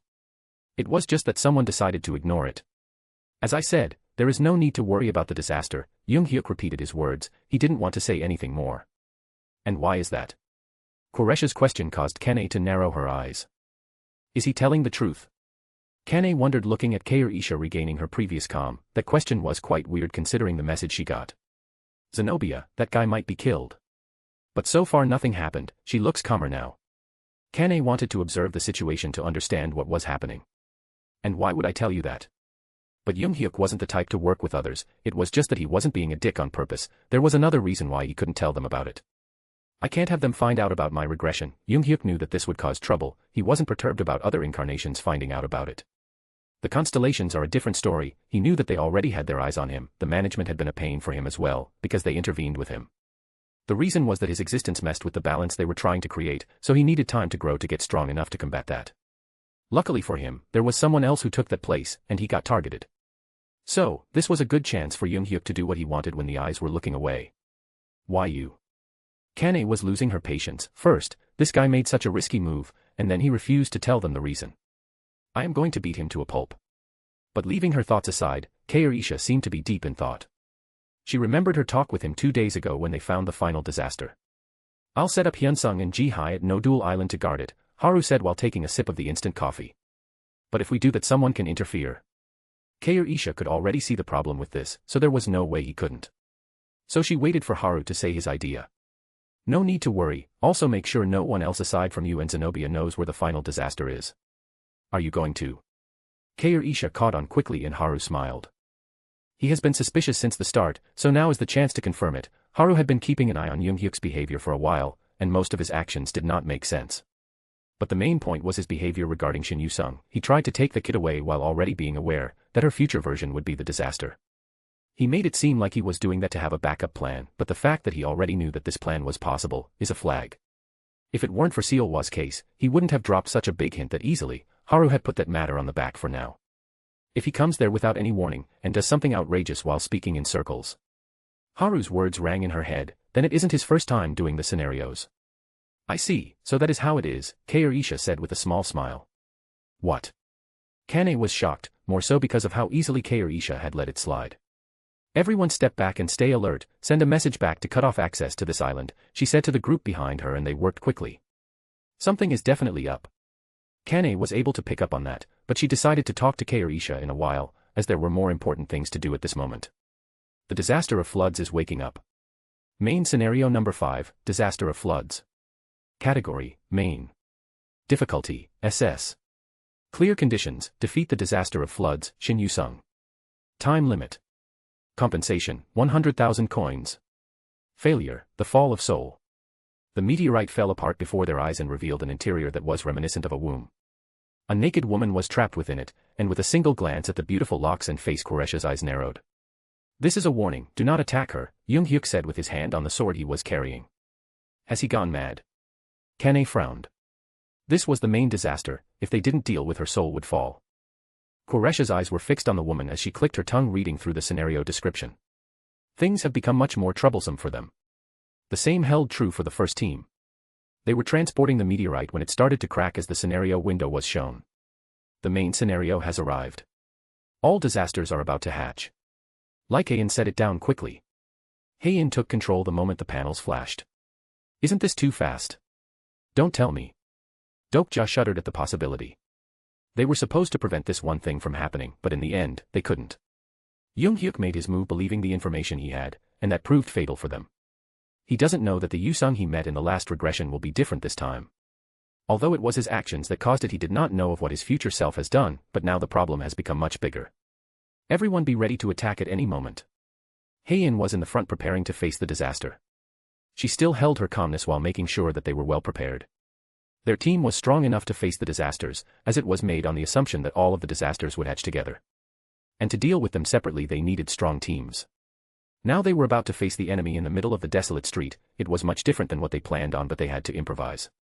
Gina raised ice walls to cover up the smaller alleyways where their target could run away, and the others took their positions to cover any blind spots. Soon the meteorite exploded, launching pieces of stone in all directions. Thankfully, the net Sangha placed caught them before they could hit anyone. Within the dust cloud, a silhouette could be seen, and it slowly became clear when he approached them. Dokja gripped his sword tightly. This disaster wasn't that strong in the beginning, but it was as troublesome as the disaster of floods in some ways. Oh. A pretty Nuna. Younger males use this term to call their elder sister. What's your name? 2 days later SMH. Also, I have started to post this over on Scribble and Royal Road, drop by there to show some of your generosity. Also, I will be posting something else soon. It is a novel I wrote for fun. If you read it, do tell me your thoughts. Also, 500 power stones for a bonus chapter. Also, no wait, I better not promise too much at once. That's all, bye. Chapter 434, Creepy. Dokja gripped his sword tightly. This disaster wasn't that strong in the beginning, but it was as troublesome as the disaster of floods in some ways. Oh. A pretty Nuna. Younger males use this term to call their elder sister. What's your name? The young guy asked while dodging Sangha's dagger. Before Dokja could say anything, she spoke up. Shut up. A frown formed on her forehead as she was addressed as anything but an elder sister. The first question has been answered. The first seal of the returnee, Myung Il Sang, has been released. Come on, don't be like that, I am trying to get to know you better. That way we can have a nice date later, Il Sang continued with a lascivious expression. Why you? Lycaon slightly trembled at the sight of the youth. If Antinous was around, she might have exploded in anger. This youth was the reason their world was destroyed. Oh, I was craving some pork and here you are. Il Sang's eyes were on the wolf, but he didn't see him as one. How about I treat Nuna to some on the date? These wolves have the super lean meat and I know just how to cook the, whoa. Hastily stepping back, he touched his neck. The blood on his hand made him whistle as his eyes caught the cause of that. Another pretty Nuna here to welcome me. I can't be happier. The smirk on his face was unsettling. He hadn't seen a proper human woman in years, let alone some who were so beautiful. The woman wearing the tight-fitting combat suit glaring at him, the one in the back surrounded by ice, looked like the cutesy type, and next to her was another eye-catching woman with pure white hair that gave cold vibes, but the cream of the crop was the blonde and short black-haired girl that came for his life like it was just another Tuesday.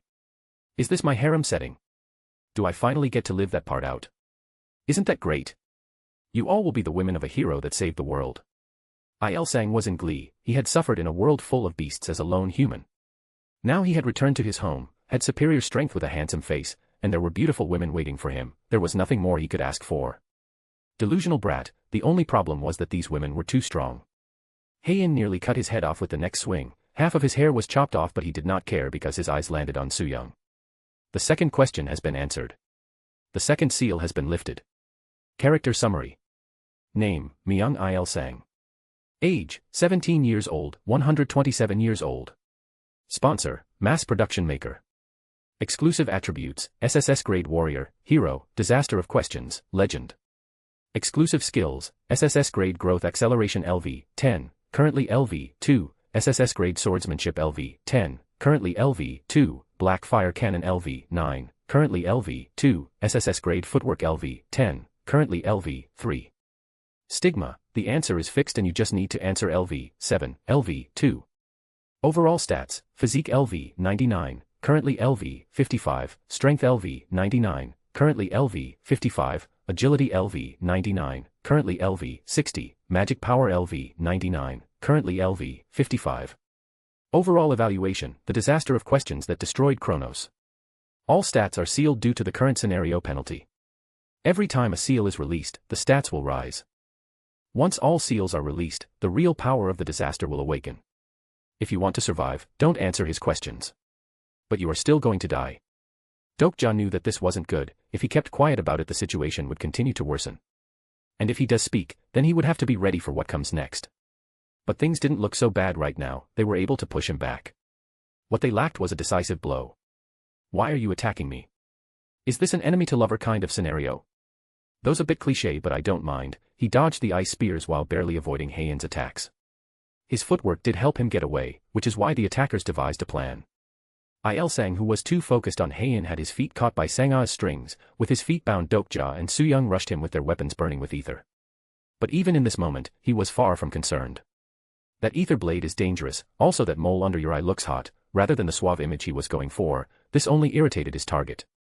Don't answer him. But Dokja's words fell on deaf ears as veins popped on Soo-young's face. Shut the fuck up. You're fucking creepy. Now there was anger behind her attacks as she charged blindly, and by doing so she created an opening. The third question has been answered. The third seal has been lifted.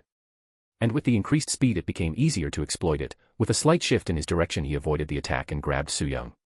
The soft and delicate hands in his grasp felt nice. He liked the smoothness of her white skin that turned slightly red under his grip, and this was just a hand. What do you mean creepy? Did you get a big head just cause I praised you a little? In this moment he can touch a lot more and be a real creep, but before that, he felt a sharp pain in his abdomen. His eyes lowered to see a dagger pushed into his bare stomach. His eyes trembled in anger. He was just trying to be a gentleman and this woman played with him. She deceived him by her looks just to stab him. You bitch. His fist struck her head, and as he watched Soo-young's head explode, her body suddenly tackled him to the ground. What? This headless bitch. He kicked her away in a hurry. When he noticed the body disintegrating, he understood that it was an avatar, but what was the point of that? The answer arrived in the next moment as his eyes swam. My body. It won't. No matter how much he tried there was no response from his arms or legs. The wound in his abdomen ached as a reminder of what happened. The avatar was used to deliver poison when he least expected it. He wasn't wrong about being tricked as his executioner arrived before him. The attack was as quick as a flash of light. His head went flying before he could even utter a word. That was quick. Dokja sighed in relief. In the end, he didn't have to step into the matter.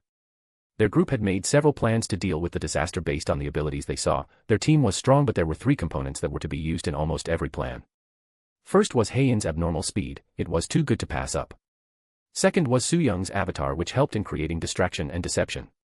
And finally the third, Seolhwa's poison. It was the most important one. Her poison had put out Young-hyuk for a whole day. If Dokja hadn't found him and fed him the antidote, there was a good chance the regressor would have departed this world. Seolhwa also said that she had recently made a breakthrough in her technique. I didn't expect you to end him, no questions asked, Soo-young commented as Haeun sheathed her sword. No matter how they cut it, that guy was from Earth. There was no other way. If someone like him is allowed to grow, you can only imagine what he would do with that power. Don't tell me you pity for the boy after what he did. Haeun asked.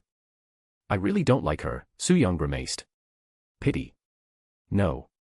She wanted to punch that guy to death after he molested an avatar that looked like her. Although it wasn't in the plan, after seeing that he was attracted to beautiful women. She made the only logical option to trap him using that, and that was to make an avatar that looked like her. It worked wonderfully, but she didn't like seeing herself handled that way. If she didn't follow through with the attack he might have molested her, avatar, more. Thought so. Chapter 435, Falling Short. The plan worked wonderfully, but she didn't like seeing herself handled that way. If she didn't follow through with the attack he might have molested her, avatar, more. Thought so. Haeun turned around with a chuckle. She didn't need to hear her to understand what Soo-young thought of just now. With this done they had to move to the main location now, though not all of them would be able to participate in the final showdown. Then let's go to do. Before she could finish the words the ground rumbled as roars of hundreds of beasts could be heard in the distance. They were loud enough to shake the intact glass windows around here. So it has started. Dokja could not help but look in the direction those roars came from. The Beast Lord has woken up a little too soon. Yuna, you can leave, I'll head back and join the other unit, Jina said. Haeun did not have to give orders for pre-existing plans. Kair Isha had asked for Haeun to regroup with them. As for the others, they had to return to base and prepare for the onslaught of beasts, but now things changed. They will be striking the beasts head-on as the other team deals with the disaster of floods, the future Shin Yu-sung. Soon everyone left but one person. You in the mood for another stunt? Haeun stared at him with the same amused expression. I want to go and face the disaster of floods, Dokja said. He may have taken a backseat for the most part, but this was different. The disaster of floods was something that even Young-hyuk barely defeated after facing catastrophic losses, and he didn't want to see that repeat. If Haru was around he wouldn't do this, as there was hope that the two might be able to defeat Shin Yu-sung. But he wasn't, though Dokja doubted if he would step back even if their strongest fighter was here. This was an important fight for him, but not because the world's fate was at stake. He had to change this story as someone who had read the novel. That tragedy doesn't need to end that way again. Give me a reason I should take you along, though Haeun had other plans from him. He had to answer this properly now that he had come this far.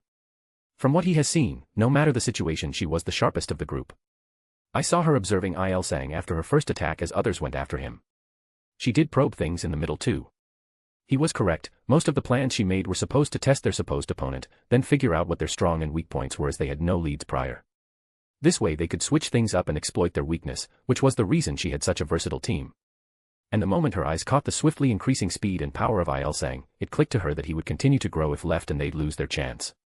She might have not understood the mechanism of the questions, but as far things were concerned, Heian saw enough to end him quickly. That decisiveness was a deadly weapon too, and the incorrect answer might even get him killed. But he knew the best possible answer to this. After all, he too knew how to observe people. I know how to save Shin Yu-sung. After agonizing over everything, the information he got about their group, he knew that this was the best way to neutralize the situation. So, you finally decide to come out in the open. She smiled. But he couldn't see it as a friendly smile. He too had his own agendas for pushing through, and it would be better to think that she knew about them. Leaving agendas aside, he wasn't lying. It was true that the adult Shin Yu-sung would perish if the younger one died, but the other way around wasn't a problem. Anything that happened to the past version will be carried onto the future self, but what happens with the future doesn't affect the past even if they were from the same timeline. Come along then, just know that if it turns out to be a lie, I will kill you. She turned around with those words hanging in the air. Regardless, I have to make this work. Dokja was certain that he could make this possible, even if dies once. It was a small prize for what he will achieve. Another thing. I don't like dealing with rats, but that doesn't mean I'll let them be. The words came out of nowhere and it left him confused. Why did she speak louder than her usual soft tone? But before he could ask, Heian was already off, and if he dilly-dallied he would be late. That was the one thing he couldn't afford at the moment. After they left, a figure walked out of the nearby alley. The thin frame had a black hoodie and cargo pants with the hood that covered his face. Guessing by the words, his cover was blown even when he tried a different get-up. But it couldn't be helped, as Heian has unknowingly been her bane since the start. I might need to stop this form of information gathering around them. The body slowly vanished in thin air. Rather than activating a skill, it was more akin to it deactivating. Following them was a viable option before, but now there was no other way but to go there in person, which is a risk too big just for information. A few minutes back. The moment the girl came out of her deep slumber, fur grew to cover her in the form of clothes. Descending to the ground, she took the first step as her eyes landed on Young-hyuk. I've been waiting for you, he said. You were waiting for me. Then this isn't the first time. Her words trailed off, but Young-hyuk didn't bother with anything else. I need your help. But I gave you the information I had, yet you still failed, she said, yet once again her words were disregarded. That is why I need more information. The information he received helped him clear many scenarios, but he fell short on the 46th scenario. She was sent to the past from the 41st timeline to deliver information to the Young-hyuk of the previous regression. But that journey was anything but a straight line. For thousands of years she drifted across the labyrinth of worlds trying to complete the task. If it was someone else they would have collapsed long ago, but she endured. But as the years passed her by, the doubts piled up, having nowhere to return but the memories she had of her companions. Though the loneliness erased her cause and only hate remained, she resented Young-hyuk for turning her into this. She was just another tool for his sense of justice. He had done the same to others that she held dear. He left them for dead and moved on to the next world. No matter what happened, only he lived, and they were all replaceable. Even then she decided to trust him once more, to not let everyone's sacrifice be in vain. Are you going to give me more information or not? We cannot waste any more time. Young-hyuk didn't want to reveal too many secrets here. Kair Isha and the others were one thing. But if by some chance the filter did not work and this is conveyed to the star stream, he would have a tougher time dealing with the upcoming scenarios. Failing completely was not off the table either because of the restrictions this would bring. In that moment, he missed the tired smile on Yu-sung's face. Captain never changed. To her, he was the same man that in the future would once again send her into the labyrinth of the worlds to suffer. He would continue to walk his own path and the suffering would never end. What? The current Young-hyuk had no idea of what was going through Yu-sung's mind, but there was someone who could partially understand her struggle. There is only one thing I can tell you, your third regression ends here. Chapter 436, his words. What? The current Young-hyuk had no idea of what was going through Yu-sung's mind, but there was someone who could partially understand her struggle. There is only one thing I can tell you, your third regression ends here and so will the next one. Light emerged from Yu-sung's hand. Young-hyuk was surprised, but he was able to pull out his sword in time. Though the beam was more powerful, a crater formed below his feet and the momentum sent him flying. Not caring for him further, Yu-sung turned her eyes towards Kair Isha and the rest. The reason their group did not interfere so far could be explained in two ways. The first way was Kane and Aaliyah's reason. They were trying to gather as much information as they could to understand things, and then came the second kind. Do we have to face that? He-won gripped her sword. The intimidation from Yu-sung was unfiltered. It was like an apex predator walking among a pack of sheep. Nothing before this had given her this feeling of dread. Ji-hai rushed to look after Young-hyuk while Hyun-sung wanted to rush forward. Both of them felt fear too. Who are you again? But Yu-sung's eyes were fixed on the one that walked up to her. So you've never met me before. That's rather interesting. Isha didn't flinch even with most of the beast lords intent on her. This is the first time I have seen you. Something changed this round, didn't it? Yusung muttered. She didn't expect Hyuk to get off with just a moderate injury from her attack, and now there were new people behind him. The most interesting one among them was the woman standing before her. She had a similar aura to her. The aura of a lord class, though what she did not know was Isha was something beyond that.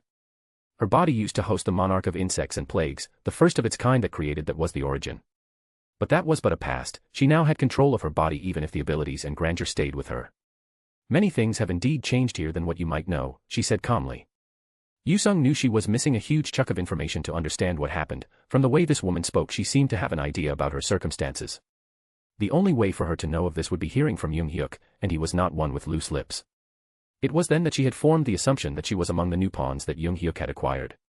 But he told them about the regression and opened a part of him, something that he did not do to her and her companions until much later. Some of them even died without knowing what they were fighting for. She had to witness it all, and in the end, she too was sacrificed. Ether gathered with her grasp as the light was now aimed at Isha and the one standing behind her. She did not know what Hyuk had built in this world, but it didn't matter. I will destroy everything, she declared. Then I will have to stop you, but Koresh's shield dispersed the beam. Smaller parts of the light crashed onto the land and left deep scars as the others were fast enough to avoid them. Stop me. To Yusung those words sounded strange as they held no hostility, rather there was a hint of care in them that she hadn't felt for a long time. But even with her sensitivity to emotions, Yusung was too blinded by anger to see anything. Seething in rage, she raised her hand up high as space around his distorted. I would like to see you try, she said. Monster Gate, the main feature of the legend-grade attribute Beast Lord. The numerous beasts domesticated by her in the travels across dimensions were now released as nightmares on Earth. Tear, break, destroy. It is time for a disaster. Her orders were absolute for them. Many 7th grade and 6th grade species could be seen in that horde. There were even some comparable to the 5th grade fire dragon. The island was trampled over as waves flooded the Han River. As Yusung said, she was about to trample everything within the Soul Dome. Whether they were related to Hyuk or not didn't matter any longer. The beasts wanting to go south were interrupted by the rest of the group, as the northern front was ready for their end of the problem. Come here, bitches. It is time for you all to taste the scorching flaming fist of hellfire. Unsurprisingly, the one leading the mad charge was Kim Nam-woon. For the first time he was allowed to run wild, and he took full advantage of it. The landscape was covered in black flames, the signature stigma of his supporting constellation, burning beasts and buildings alike as he cackled. He has that icon covered. We'll move towards Hangang Park and form a defensive line along the way. Zenobia led the forces in the other direction with as many kings as they could gather. Thanks to what Haru had done, it was a much easier task even when he wasn't present. The main unit was yet to arrive, but they should fare well in the meantime. Watching her march towards the beasts with a spear in hand, the younger Yusung tried to catch up. I'll come too, she said with pleading eyes. No, I already humored you enough to bring you here. Any further is not possible. Zenobia wanted to leave Yusung back at the base where the last line of defense was. But it wasn't a viable option. She knew how hard it was for Yusung to understand that she still couldn't help in this situation. That feeling of helplessness is more crushing than anything, but she had to overcome it. After all, she wasn't alone, others were fighting for her. And Yusung knew, Isha made it a point for her to know how far Haru was going for her sake, and how much the others were doing as well. She understood that right now she wasn't fit for combat, but her eyes kept looking in the direction of the small island in the middle of the turbulent river overrun by beasts. There was this feeling that crushed her. Why, how, and what caused it? She had no idea about any of it. But she had felt something similar, the moment she killed her beloved puppy to survive, and when she stole food from others and they got hurt because of it. The feeling of sadness, guilt, and regret weighing on her chest, what she felt like at that time was something like a boulder pressing on her. But this was akin to a mountain trying to crush into dust. It was far more than what she could imagine, and there was no sense of unfamiliarity. Yusung wasn't alone. She met people, nice people. They helped her and didn't leave her behind when she couldn't keep up, but... Are you alone? Her words were drowned in the endless chaos around her. How long do you intend to stare in that direction? Isha asked. The Beast Lord turned her eyes. She had made quick work of the beasts sent her way, their dead bodies still convulsed behind her as she stepped closer. What did you mean before? Yusung couldn't get those words out of her head. Isha said she'll stop her, not kill her but stop her. Like she wanted to save her, and held no animosity towards her. Why was that the conclusion that arrived in her mind? What was the reason she chose to ask this? It was nothing but fleeting curiosity about how she could be this way at a moment when her life was in danger. It is because of his words, Isha answered. Whose words? For some reason, Yusung couldn't connect the one she mentioned to Yu Young-hyuk even if she wanted to. The words of the one I follow, worry not you will meet him soon, this was confusing Yusung, she didn't know how but this made sense to her. But staring at her indifferent face made Yusung's stomach churn. She had the same face as him, both looked down on the world like it was something replaceable. They had no regard for anyone aside from what they wanted to do. You think you can succeed in that? Yusung's claws were already reaching for Koresh's face. However, the intent to rip that detestable face off was foiled by a translucent blue film. What I think or not doesn't matter. He gave his words, and it is my duty to make them a reality. Chapter 437, Vermin. What I think or not doesn't matter. He gave his words, and it is my duty to make them a reality. Yusung's coat of fur stood on ends, she jumped back as a bolt of purple lightning slammed her previous spot. Staring at the sparks on the charred ground she couldn't help but frown. An attack of that level doesn't call for a retreat, so why did she step back? Was it really because of the attack? You're rather distracted in the middle of battle, a dull pain rang through her abdomen, spikes of darkness had struck her abdomen but couldn't penetrate her coat. The one who taught you did a terrible job. I will be sure to not make the same mistake, though her words cut deeper. Something flashed in Yusung's mind, the days she spent training to be useful were clear. But what were these blurry moments now? What did you do to me? This had to be some sort of hallucinogenic involved. Although she had a great deal of resistance against mental attacks and poisons, she had chink in that armor. Nothing, she said. Don't lie to me. Yusung didn't believe it. She had to end this quickly, otherwise the effects would worsen. With ether in her hand, she bolted for Kairisha, the glowing claws aimed at her cold face. But unlike last time the barrier didn't hold up, it was crushed under the weight of the attack even then it didn't land. Yusung clicked her tongue as the attack was blocked by a curved single-edged sword. The claws slide across the blade creating sparks, but no matter how much power she put in the blade never bent. Didn't keep you waiting, did I? Whoa. However, the user was pushed back by the sudden increase in strength. He slid back a few meters and sighed in relief. She saw Yusung rush back to avoid the lightning bolts dropped by Kairisha. It was great that the distance was maintained. She rushed here after dealing with the beasts that came her way, it was obvious that leaving the disaster alone with Kairisha was a bad idea. She was strong, yes, but these scenarios were made to be on hell difficulty. The Dakaebis did everything possible so they suffered. Thus it was decided that whoever could reach the disaster first could help her confront it as the others make their way there. He-1 herself didn't have an easy time but with her new supporting constellation. She was able to push through the horde at a quicker rate than others. The constellation, demonic judge of fire, is cheering you on. 500 coins have been sponsored. She is fast, He-1 rushed forward to intercept the Beast Lord again. The ether-powered fists were like heavy hammers that rained endlessly against her guard. If not for Koresh's barrier allowing her a few extra moments, she would have been crushed instead of getting some cuts on her body. But with the trusty healer around she didn't have to worry about them, sometimes they were healed before she even registered it. Damn it. He-1 was knocked back again trying to safeguard Koresh's position, and even if she slashed at her neck yet it didn't result in anything. The same was true for her previous strikes along with Koresh's spears of darkness that were used whenever an opening was seen. It was one of Shin Yusung's unique skills, Beast Lord's sensitivity. The white fur that wrapped around her didn't tolerate a single scratch. You were so boastful but you have nothing, there was a small smirk on her lips seeing their failed attempts. The feeling of crushing someone so similar to the one she hated was nice, but it wasn't something she wanted. Thus she made up her mind to end this quickly, it was a waste of time to fight them any longer. So, she called for the highest-ranking beasts she had at the moment. The 5th grade Sea Species King Masswood, and the 5th grade Behemoth Heavy Metal Bean. At her call, the oversized ichthyosaur and armored gorilla were supposed to arrive instantly. But in the moment of elation, she failed to notice that 2 were dealt with. So this what that little kid is gonna grow up into. Hoo-hoo, it will be hilarious when he comes back to see this. With a flash the first offender arrived with a sly smile. Hey, and this isn't the time for jokes, the second arrived in a similar fashion to her booming voice. The ground cracked as her blood-covered form landed near Kairisha. Don't be so prude, Kana, there is always time for jokes, she said. Call me that again and there will be hell to pay. Kane's glare turned towards the smiling Heian. These two seriously, we're in the middle of facing a disaster, He-1 sighed. But the moment that their entrance was created were exploited by someone else. Truly Captain never changed, Shin Yusung ducked under the blade that came for her neck. She didn't do so because it was powerful, Shin Yusung could have just crushed that blade but doing it so simply was of no use. She had to end it all, the only way to stop more abandoned worlds, the only way to stop her suffering, and the only way to end the suffering of her companions. Shin Yusung had to break Yu Young-hyuk's will no matter what it took.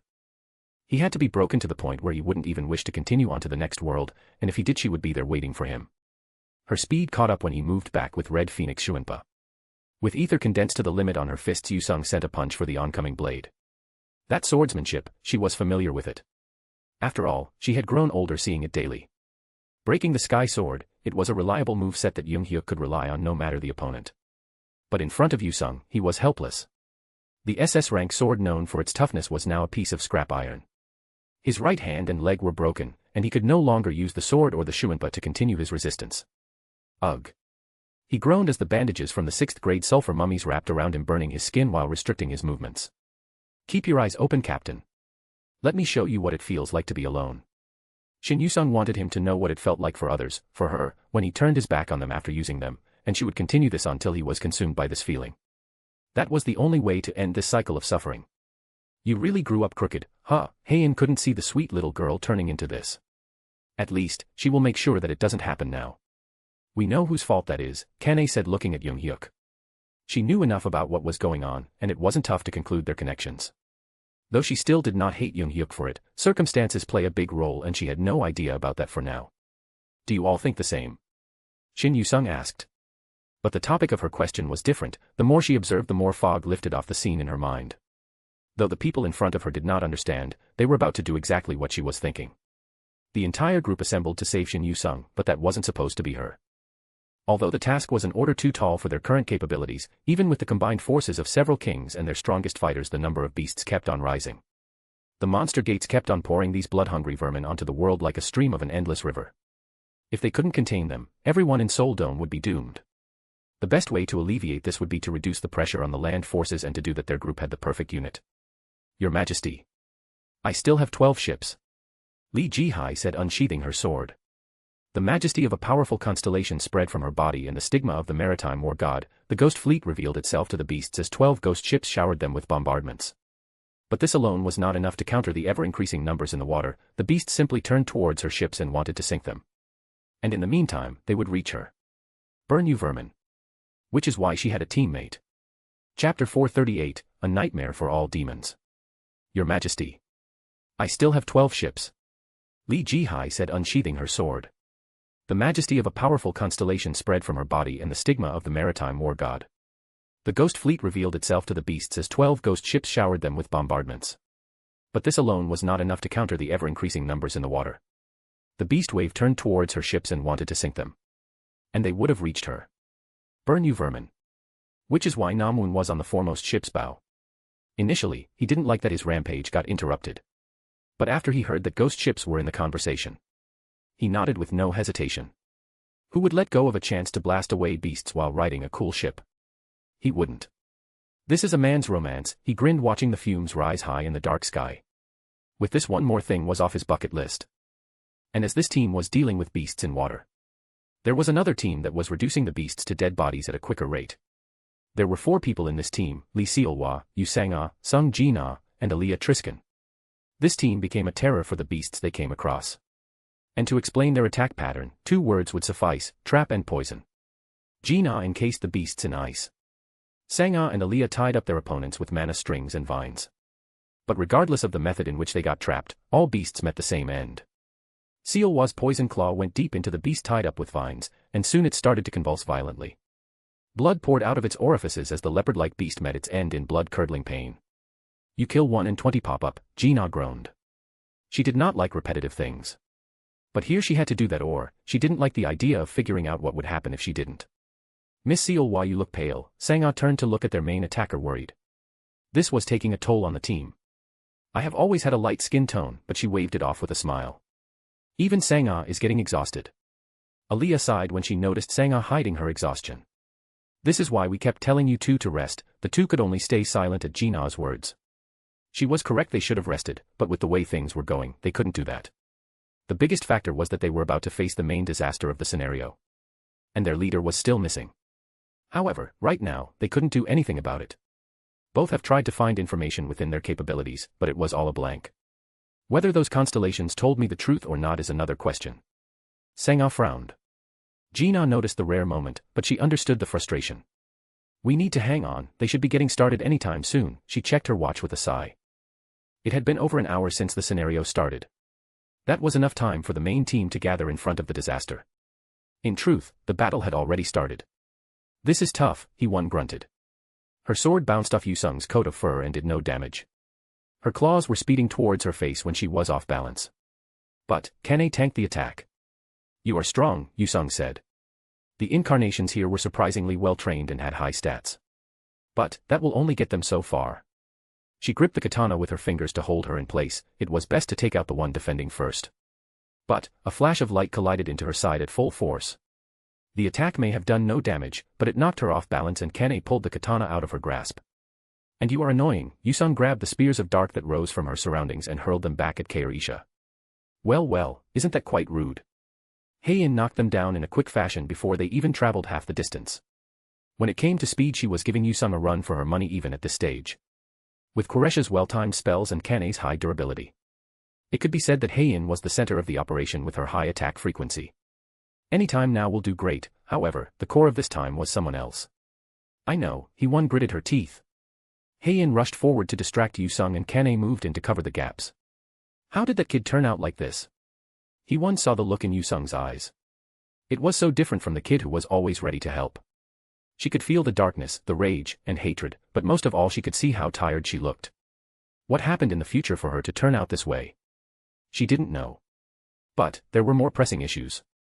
Yusung's beast army was rampaging around them. People were dying and many more will die if she wasn't stopped. She had complete disregard for life itself. He-Won knew that they could stop her, but for that she would need to use something. And she did not want to do that. After all the suffering, on the whims of the constellations she will labeled as evil, it was comical. She understood it back at Chungmuro, how flawed that scale was.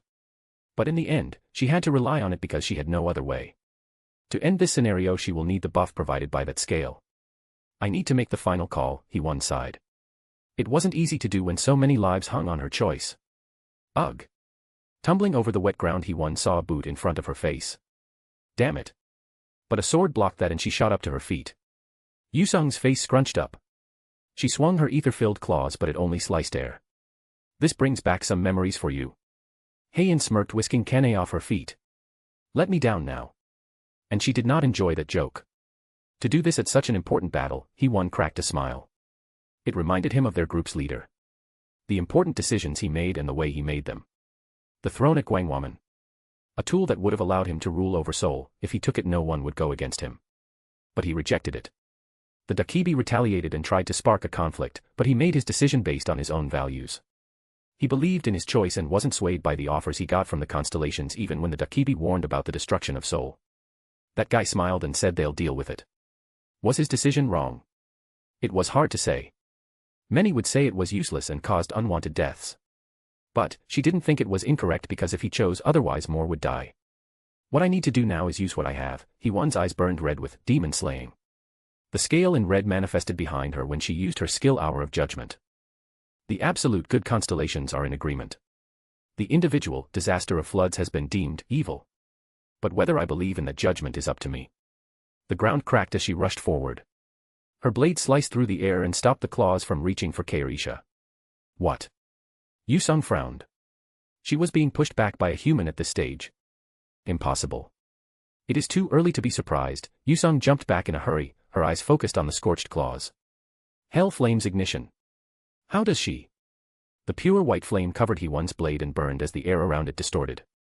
This was one of the most powerful stigmas one could get. A flame that burned away until it cleansed the evil. A nightmare for all demons, the stigma of Archangel Uriel. "I'll try to not hurt you too much." Chapter 439, The Target. Hell Flame's ignition. How does she? The pure white flame covering He-Won's blade burned as the air distorted. This was one of the most powerful stigmas one could get. A flame that burned away until it cleansed the evil. A nightmare for all demons, the stigma of Archangel Uriel. "I'll try not to hurt you too much." He-Won stepped forward. She needed to end this as soon as possible. That was her decision. Don't get too cocky with that. The monster gates behind Yusung whirled. Hundreds of monsters poured out of them. He-Won was but a human and there was a limit to how long she could use the stigma before it affected her body. However, with a swing of He-Won's sword, the white flame spread. It covered the monster wave in front and turned it into a sea of flames. They screeched and rolled around, many jumped into the water in hopes of putting the flames out. As long as you are deemed evil, those flames will continue to burn you until your end. He-Won walked through that sea of fire and attacked Yusung. How is she keeping this up? She should have collapsed using the stigma to that extent. The destructive force held by it was far too large for a human to endure. Running away will not work. I can do this all day. He-1 didn't blink even if her attacks couldn't land. During the hour of judgment, she was invincible if her opponent was evil. That paired with hell flame ignition. He-1 was the worst opponent for the disaster of floods. You are getting ahead of yourself, but Yusung was not shaken. The rare stigma astonished her. Even then it wasn't like there was no way to deal with this. He-1's attacks didn't land. The Beast Lord was swift on her feet. Paired with her flexible body and inhumane instincts. She even landed attacks at impossible angles and dodged everything that came her way. She too fast. Right now she surpassed Heian with that speed. It showed how much she held back to create a show of this world. The ether storms compressed in her hands gave her shivers. That's one. She slipped behind He-1, her palm ready to burst her head open. No, that's 0. Kane blocked her attack. The ground beneath her feet cracked, but she didn't flinch. Yusung's eyes narrowed on her. But next, they widened as a kick to the gut sent her flying back. Using her claws she dug into the ground and stopped. She shouldn't have the ability to do this. Before she was barely defending. But this sudden increase was unrealistic unless she had a hidden attribute. It is what you are thinking, the playful voice came from behind. Yusung turned and sliced at the source with one fluid motion, but that attack only cut through a trail of light. You must be wondering, what is this sudden increase, right? She laughed, appearing a little further away. Yusung couldn't deny it. Several questions arose in her mind, but she did have a few explanations. And one of them ended up being true. It is the attribute granted by the king's flag. The ally of justice. Heian glanced at Kane, who rushed forward and engaged with Yusung. The attribute Kane received was powerful. It provided her with a 2% increase in stats when she was facing evil with the people she considered her ally. And the number could go up to 108 allies with a single one, giving her a 2% buff. Overall, her stats increased to 216% and her allies will get half of that buff. However, those allies should be morally good, or they will not receive the buff. But there is a condition. To identify evil she needs the presence of a judge who can summon the scale. Heian was part of that ally force. Along with their group that was fighting the beasts on the coast of Han River. Right now Kane's abilities are 216% of her stats. While Heian, He-1, Gina, Aaliyah, Seolhwa, Zenobia, and others got a buff of 106%. And the way Kane ended up with this ability was through a contract she made. She did that because she wanted to buff her boy. Heian jumped back to avoid an attack. But it wasn't from Yusung. Say another word and you are dead. Kane's face turned red with anger as her aggressor showed a cheeky smile. You too, I would appreciate a little help. He-1 was clashing with Yusung. Even with the Hell's Flame ignition, it would be useless if it didn't land. And Yusung had an endless amount of beasts that would take the attack in her stead. Coming, Heian went ahead as Kane followed with a huff. Tisk, Yusung was not happy with this. Her fur still held out against Kane and Heian, but they weren't the problem. Damn it. Yusung hissed. The flaming sword cut into her shoulder and her feet were stuck in a pool of dark that grew beneath her feet. They are handling her way better than I thought. Dokja was watching the battle from the distance. It took him a while to reach the island with his limited speed. There were many beasts in the way that supplied difficulty too. But, with Ji-hai and Namwoon cleaning up Han River, things became easier once he got out of the monster's sights. Everyone is doing great. I never thought that I would see such a thing. Dokja didn't believe that all the factions in WOS, which were always in some sort of conflict, were now working together. The reason for that was the main group that brought them all together. There was an even more shocking scene in front of you. You. Where were you? Young-hyuk glared at him. Was he expecting me to come to his rescue? That's so sweet. Dokja gave a hollow laugh. It would be weird if he expected that after the way he treated others. However, he didn't expect to see Young-hyuk in such a situation. He slashed down the sulfur mummies and freed Young-hyuk. Dokja didn't need to ask why he got subjected to this. We have to kill her. Young-hyuk was not even healed, but he was already setting his eyes on Yusung. This is the reason. However, he couldn't deny it. Yusung was the worst of all disaster. She had already destroyed worlds before and she was not mentally stable at the moment. If it doesn't work, I'll kill you myself. The threat was still clear in his mind. We have other ways to deal with her, Dokja said, pouring high-grade healing and stamina potions on Young-hyuk. Are you out of your mind? Young-hyuk stared at him. The risk was too high. Killing Yusung was the best way to reduce the casualties and damage. How do I explain to him that if he tried to kill Yusung, the ones fighting her would kill him instead? Dokja didn't know a good way to change his mind. But he didn't need to explain everything. Trust me, that is the last thing we should do. Killing her will not solve anything. Hyuk looked over his shoulder. Dokja didn't flinch even with the killing intent. I can't let her life end the same way it went in the novel. He has read the novel, so he knew how Hyuk survived the third round. And he wasn't going to let it repeat. However, things were in their favor this time. The scenario window was the key. There was a weird disconnect between the current one and what happened in the novel. And the group fighting Yusung has already realized this. Let's go, we can't waste more time. Dokja led Hyuk towards their target, which stood beyond the now Red Han River. Forgot to upload yesterday. Chapter 440, Converge. The constellations enjoyed the battle that was taking place on the island. The scenario was going on better than they expected. There was blood, death, and most importantly the weird balance kept them entranced. Neither side has shown a clear advantage just yet. Many started to place their bets, while others relished the entertainment this provided. But like those who enjoyed it, there were many who complained. However, most of them had the same complaints. The constellation, noble child of the sun, demands to know the whereabouts of the incarnation, Tsujikuni Haru. The constellation, prisoner of the golden headband, is gripping his pole with dissatisfaction. The constellation, abyssal black flame dragon, demands more action. The constellation, demonic judge of fire, is huffing with anger. The constellation, goddess of love and beauty, wants to know the location of her favorite incarnation. The constellation, the first who doesn't know consent, doesn't like the silence. The constellation, the second who doesn't know consent, is unhappy with current progress. The constellation, the violent dancer, is shaking his head. The constellation, almighty sun, is disappointed. The constellation, scribe of heaven, is amused. The constellation, ghost of Tosa. The constellation, secretive plotter, looks forward to the result of this scenario. These backstabbers, Paul watched the live feed with a grimace. Most of these inquiries and threats came from Takamagara, Olympus, Vedas, and Eden. But only the first Nebula had genuine concern in their words. They happily gave away the probability to remove him from the scenarios. But now these bastards are acting up. The constellation saw that as an opportunity and invested. However, Paul was unable to deliver on his deal. Haru refused to hear the other constellations after the first one. So there was no way for them to present a contract. And their attempt to corner Keirisha also failed miserably too. That is why most of the constellations who paid for this to happen were unhappy. Now they were threatening him with their power. But why the hell is she making so much noise? Paul's frown deepened. Pressure piled up on him from Takamagara's three factions as inquiries from the bureau poured in. Anyone who followed Haru's group knew that Amaterasu was more than invested in him. But she didn't pay a single coin. Fucking bitch. Amaterasu presented a generous amount of coins and benefits. But only on the condition that Haru signs a contract with her Nebula. She promised more than 10 times what others offered, and it was within her means to pay. But Paul knew that he was being fooled. Even then it was fine. He got a considerable amount of resources from the other constellations. But they weren't enough for his plans.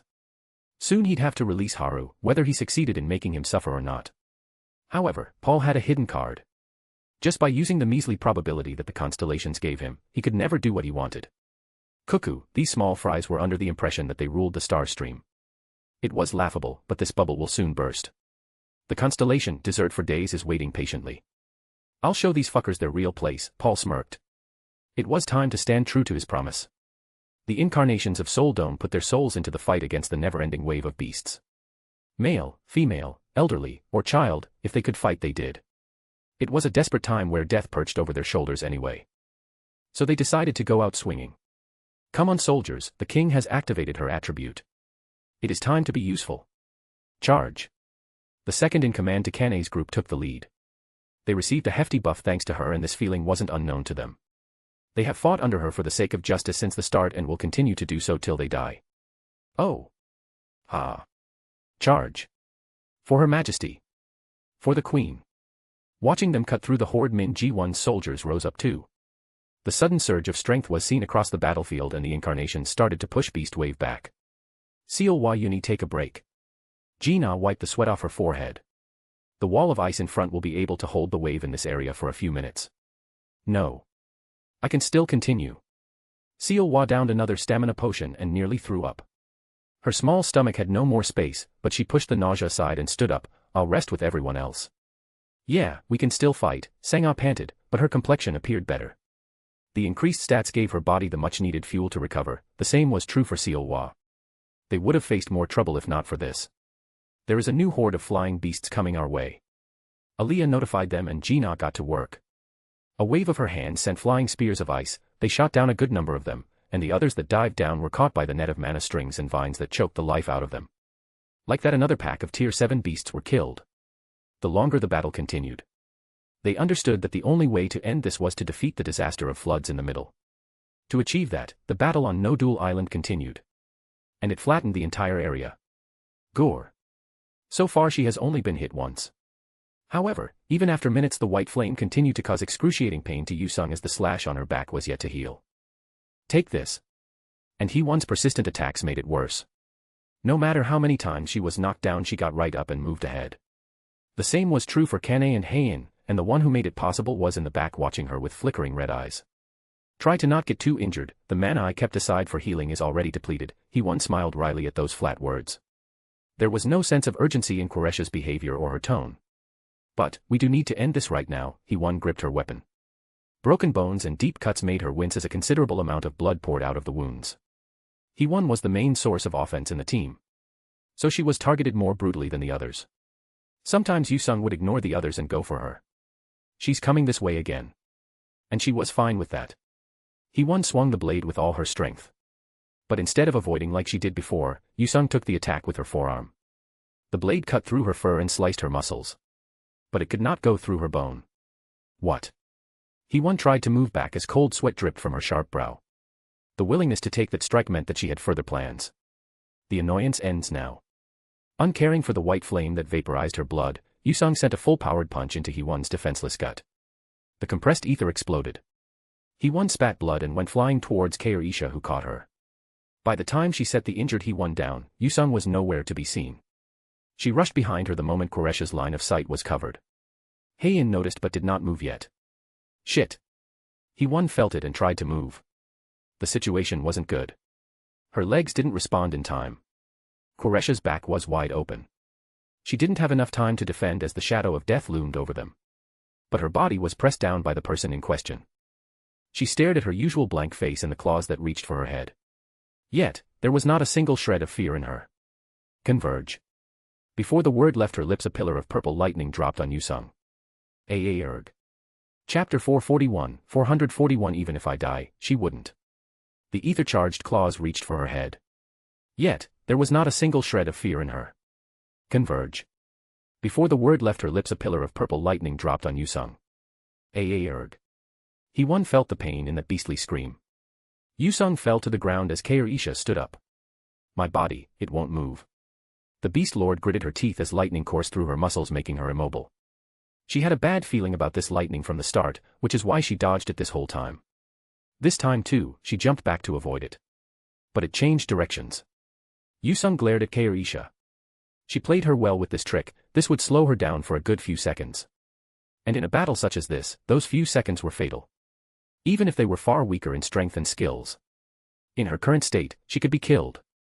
Yet, no attacks came for her with that intent. Why? Why are you not finishing this? Yusung couldn't understand. Why did they have to prolong this? What was the point? I already told you. But she wouldn't be allowed to die like that. Yusung gritted her teeth. Once again she was being forced into something she did not want to do. Then I'll kill you all. She rushed Kaorisha as soon as the lightning's effect wore off. Hee-won stopped mid-charge because another bolt of lightning struck the Beast Lord. And she was stopped once again. It didn't matter if she ran around, the lightning would follow her and strike her. There is something in my fur that is attracting them and leads the lightning into my body. After being struck a few more times, Yusung understood the problem. It doesn't matter how much you struggle unless you can crack the magic circle. You will not be able to touch someone, much less kill them. Kaorisha didn't randomly throw those unthreatening spears of darkness in the middle of the fight. She used it to etch a magic formula onto Yusung that allowed the lightning to home in on her.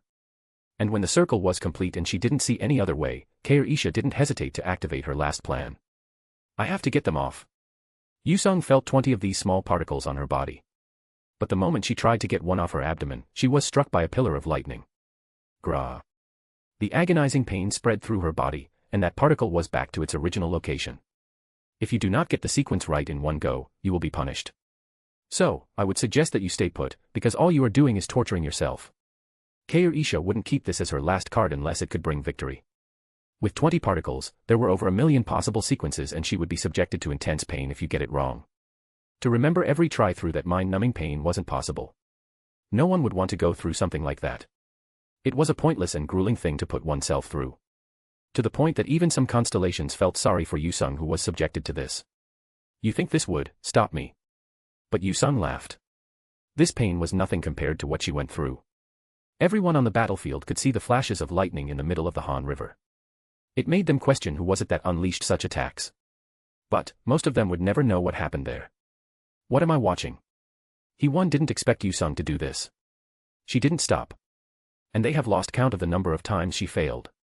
She has already done it 546,986 times. Yet, there was no stopping her. It was painful enough to make He-One wince for Yusung. But, she continued under Quaresh's gaze. And the important question was, since when did this become the plan? She didn't tell me about this either, Kane muttered. Well, we all know she likes to do things behind everyone's back. Heian stood next to her with a smile. Because Yusung's focus is disrupted, the monster gates closed, and the pressure on other incarnations eased up. The way you say it sounds highly inappropriate.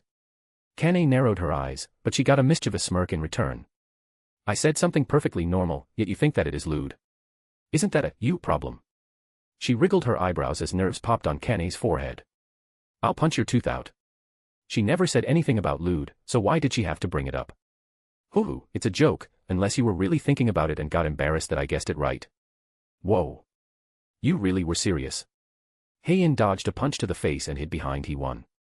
Hey, don't make me a shield. She protested, but thankfully Kane didn't follow through. Instead, she stomped away.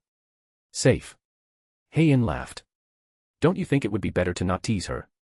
He-One wouldn't want to receive that punch for sure. Don't worry, she only threw that because I can dodge it. Heian waved it off with a smile. What are you, a matador? He-One didn't know how this worked and decided that it was better that she didn't. She's a tough one, huh? Heian turned towards Yusung. She was still trying and she wished for her to stop. Yeah, I don't think she will listen to us. He-One didn't see this end well. Yusung seemed way too focused on her goal. If Haru was here, we would have had an easier time. He'd have seduced her in no time. Heian smirked at her words because as funny and nonsensical as the situation sounded, it could have happened with him involved. But, don't you think we should focus on another missing guy? He-One nodded. Come to think of it, where did he go? She was preoccupied with the battle to notice. Young-hyuk went missing a while back. But not for long, and the first one to notice his return was the Beast Lord herself. Young-hyuk walked over with Dokja, and with them were two kids. She knew one of them very well. So you came back with my younger version, huh? Was this your plan? Her mind was clouded by the continuous pain. No matter how many times she tried, the magic sequence was never right. Those lightning strikes were landing on her. Dokja's eyes widened when he saw the blood flowing from the corners of her lips. She has bit her tongue to hold onto her consciousness. It doesn't look like that lightning does actual damage. Young-hyuk turned to Kair-isha, but she ignored him. Something else had irked her for a while now. We aren't going to do that. If you admit defeat, things would end without any lives being lost. She spoke to Yusung. Haha, I see. So, that is why you were doing this. You fear that she will die with me, right? The Beast Lord laughed. They did not want the younger Yusung of the present to die when she, the future version, died. Otherwise, they wouldn't go through so much trouble. It all made sense. Yeah, they are the same. Exactly the same, Yusung gritted her teeth. Young-hyuk was able to kill the future Beast Lord in the timeline she joined his team.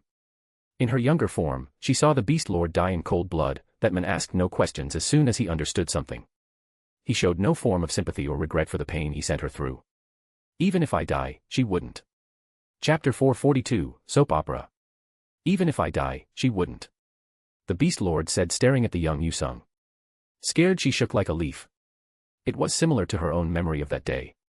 And now she will see her die. But that was their fate for following the wrong person. What is she doing? Dokja had an ominous feeling. I know you wouldn't bother to keep me alive now, because if you do, I will continue to stick to my goal. I would not stop until I have torn this world down. Yusung stared at Young-hyuk, and his frown deepened. Don't even think about it, Dokja whispered, but Young-hyuk shook his head. He wasn't going to attack, right now. Then I suppose I'll need to keep you on a leash for a while longer, Kair-isha said. The older Yusung stared at her blankly, but soon her eyes were filled with anger. You. Don't fuck around. This was bullshit. Why would she do this? I told you she will be alright, so just kill me. Why won't you do it? Yusung was tired of it all. She understood that it didn't matter what she did, nothing would change. None of the people she lost will come back, no matter how much she struggles, her suffering will never be rewarded. She didn't want this to continue, so why wouldn't they put an end to her? We can't, he promised to save Shin Yu-sung. Isha has said this before, but it didn't help in any capacity. I already told you she will live even if I die. Yu-sung didn't lie. But, it was pointless. What's your name? That question stunned the Beast Lord. Go on, what is your name? Isha asked again. Why you? For the first time, Yu-sung's eyes shook. He promised to save Shin Yu-sung, whether that be the future or present doesn't matter. I don't think that's what he meant, but we never know with that guy. One had a wry smile on her lips as the others watched on. There was not much they could say in a situation like this. Why, you're crazy. Yu-sung was beyond shocked. Why was this happening now? She wanted this to end. Why would they continue to prolong her suffering? It's too late, even if you save me now, nothing will change, it is all over. Dokja clenched his fist when he heard Yu-sung's real thoughts. Even though he knew that the younger Yu-sung would survive even if the older one died according to the theory in the novel. He wanted to save her, that kid suffered for way too long to die like this. That is why he wanted to join this group which made every effort to save her. Everything she did was a facade, she never wanted to destroy Earth. She just wanted her suffering to end and got forced into the role of a disaster. This long grueling journey had broken her down. She left her world, and even if she goes back there will be nothing left. And there was nothing for her in this new world either. Your understanding of the character Shin Yu-sung has increased tremendously. Say something, you damn sunfish. Dokja stared at the only other person who could share this pain with Yu-sung. Yu Young-hyuk the regressor. He had read everything about this man's life. He had left behind a world he couldn't save and had to meet the same people held dear again. And he would have to watch them die again before he left the world to repeat the cycle in his pursuit of saving everyone. But he didn't say a word, instead his eyes were focused on Isha. Why won't you understand? Yu-sung couldn't handle this any longer. But a voice of reason brought together her broken mind. I understand what you are feeling. Isha kneeled before her. She had lost her home, her people, her world, and even her body. In the end, she had nothing to return to, nothing to live for. So, she understood what Yu-sung was going through. In the moment, everything feels worthless and the only thing one can think of is ending their life to find peace. But the only things that will follow them in death will be regrets. What I can tell you from my experience is that you should never hesitate when the light is in front of you. The red eyes didn't look so empty anymore, as the cold face slowly melted into a gentle expression. If I made the wrong choice that day, I would have died with nothing. But, now I have a family that cares for me as much as I do for them. So, don't give up that easily. Yu-sung stared at Isha with a vacant expression. Can she deny her words? No. The skill confirmed that she didn't lie. She didn't lie once since they met. And it made her wonder. Can I live? After everyone died, can I really live? The question wasn't aimed at herself. Yes, you can live. Please live with me and Yuni. I don't want to be separated from her. The Beast Lord turned to look at the young Shin Yu-sung. Who this Yuni was? She didn't know. But she knew that her lost younger self had found her home. A home she didn't want to leave. Her eyes told her everything. She put up a brave front, but the kid was afraid to lose what she finally found. However, the next words did not come out. TCH. Why is this happening? Dugak clicked his tongue. His living room was occupied by this shameless human. You got some more chips or something? They are tasty. Haru kicked his feet up and enjoyed the scenario through the stream. You fucking monkey, that item is worth 10,000 coins. Dugak snatched the packet out of his hands. I kept these for so long, but this bastard ate it all. He glared at Haru, who frowned. Well, with that price they are shit. I know someone who can make better chips than that with regular stuff. This insolence pissed him off further. If he could, Dugak wanted to rip this guy into pieces. It is like he purposefully riling me up. That was true. What a boring place, the sofa is shit and there is nothing sweet either. My house is 1,000 times better than this dump. And even if he knew, there was no way for Dugak to deal with him. How much longer will I have to put up with him? Dugak found himself in a bind here. You see that? I told you they can deal with the disaster easily. Haru pointed at the screen. Do you think I don't have eyes? Dugak gritted his teeth. Nothing went like they wanted it to. You don't. Haru continued to make fun of him, and Isha dealt with Yu-sung with no casualties. Now they can't even force him into a contract. But the worst part was that he was on the verge of losing his streaming channel in Tokyo Dome because of this. Who the fuck spread rumors that I was involved? He was livid as the constellations of Tokyo Dome gave him cold responses. He still had some support from another faction that opposed Takamagara, but if things stayed like this his channel would be kicked out of Seoul Dome. And all of this started because of this one fucking incarnation. Since when did incarnations become this important? But I am in too deep to turn back, and Senior Dakibi Paul was confident in winning this. Although Dugak felt like he would lose if he didn't move now. Paul's profit was not his. He had lost too much to leave things as they were, and he'd lose more if he stayed put. What do you think you are doing? Haru saw Paul appear above Kairi-isha and others. The screen now showed him hovering in the air as his fancy coat fluttered. We completed the scenario, of course. The real question is, what are you doing instead of ending this scenario? Koresha's answer made him frown. Hey, perfect. Haru smiled. It was fun to see their reactions, but there was a deep issue this time. He doesn't seem too bothered. What I am doing is bringing in the complaints of the constellations. And his feeling was spot on. What nonsense is he spouting this time? He frowned. Is it too hard for your little brains? All right then, let me explain to you in a way your primitive brains can understand. Paul cleared his throat as his lips twisted into a grin. The constellations do not want to see this soap opera you have going on. Chapter 443, Subscenario. What nonsense is he spouting this time? He frowned. Is it too hard for your little brains? All right then, let me explain to you in a way your primitive brains can understand. Paul cleared his throat as his lips twisted into a grin. The constellations do not want to see this soap opera you have going on. But we did not break any rules of the scenario. Kane's frown showed her current mood. If the constellations complain because they didn't like things, then what did the scenarios even mean? Just because a few constellations showed a little sympathy for you all, you seem to have forgotten the very reason these scenarios exist. Paul clicked his tongue as a wall of messages from the constellations appeared in the sky. If the way you complete these scenarios isn't stimulating enough, then we can simply turn things around and make them fun. Hundreds of messages from constellations flashed through the screen. A few of them appeared confused as to what the problem was, but their words got drowned by the majority. The incarnations of Seoul Dome were silent. At first, they thought there may only be a few bad apples in the constellation group. But now things are different. Haru scratched his chin. This wasn't limited to the constellations alone. Do not forget that you are mere pawns on this chessboard. And you can never be more than that. With a snap of his finger, the docile Yusung jumped to her feet. The war cry shook the earth as thousands of monsters jumped out of the massive gates and restarted their rampage. Haru stayed silent, his eyes focused on the screen. Yusung now attacked with no sense of her surroundings or mercy. Consumed by madness, she swung wildly. No, she was forced into that state by Paul. I didn't expect them to have that amount of control over the future Yusung. But, this wasn't where his problems ended. Haru, she isn't the future Shin Yusung. His eyes widened as Kurumi continued, because of your existence the dreamer's gaze landed on this timeline and he saw the truth. The older Yusung is from the past timeline, so if she dies the younger one who is now the future, would die too. When it rains it pours, huh? He pinched the bridge of his nose. Why are you silent all of a sudden? Dugak enjoyed his reaction. Why don't you worry about your own hide? Haru said. Getting grumpy are we? However, it didn't affect him. Now that his prey became agitated, this was the moment to drive him into the corner. But this is nothing compared to what is about to happen. As expected, Haru's startled gaze landed on him. You want to know? Dugak's lips twisted into a grin. What choice did he have now? Not only did his plans crumble, but now another unknown threat loomed over his group's head. That is if they survive the crazed Yusung. What do you want? Haru asked. Hook, line, and sinker. Dugak didn't bother hiding his joy, which manifested in the form of maniacal laughter.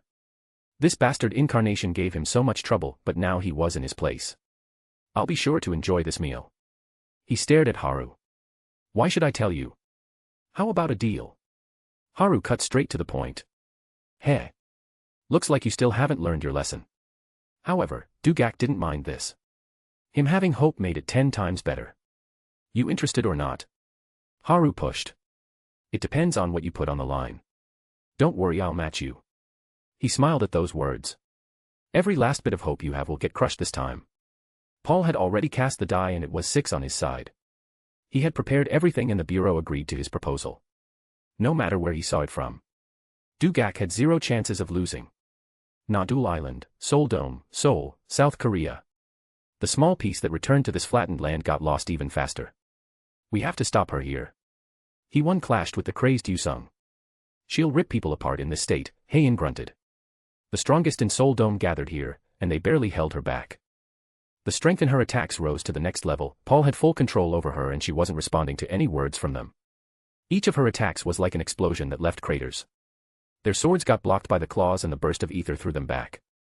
Yusung rushed towards Kaorisha, but 2 more swords blocked her path. Why isn't the lightning working on her? Dokja gritted his teeth at the heavy blow. As Young-hyuk stood his ground in silence. It is working, but she is ignoring the pain. Kaorisha held the younger Yusung and rushed back. A small frown formed on her fair forehead when she saw Paul smirking. How much longer can he keep this up? She didn't know, but if things went like this, Kaorisha would have to make a choice. It was between Yusung or them. The one she'd choose was clear. Go Titano. Gil-young pushed with the strongest insect under his command to give Dokja more breathing room. But no matter what they did, nothing was getting through to Yusung as soon as she got covered in the black aura. To think that bastard would use the scenario contract and change the ownership to himself. Dokja frowned. Things were working out perfectly, but that wasn't what the constellations wanted. They wanted the incarnations to put up an entertaining performance. The silent majority of the star stream only watched the scenarios for entertainment rather than hunting for possible incarnations. They had no problem with other constellations' incarnations dying. Instead, they actively pushed for that bad ending. Stop. I don't want to, not anymore. Hearing Yusung's thoughts squeezed his heart. The one who went through the most pain in this situation was her. To the end, she couldn't get her freedom. And exactly what the constellations aimed for. They wanted her to die at the hands of people who tried to save her. Do you think we can win? Young-hyuk's question shook him out of his thoughts. If we hold on long enough, that Takibi will get struck down by the Bureau for interfering this time. This is a second offense too. Then there is the case with Haru SSI, which is a much bigger offense. The Bureau will send someone for sure. Dokja said, but there was no change in Young-hyuk's expression. Don't run around in circles. His words were sharp as ever as he continued, tell me if you can see us win this. The incarnation, Yu Young-hyuk, has activated his skill lie detection LV6. This guy. Dokja understood that this was a test. He wanted to say that they'd win. But he wasn't sure and the words would get registered as false. If that happened, the first one that Young-hyuk would kill was him. This is what I have brought upon myself by lying, I guess. As Dokja prepared his answer, the dark soul dome lit up. And it wasn't because the sun shined on them. A pillar of flame rose in the east.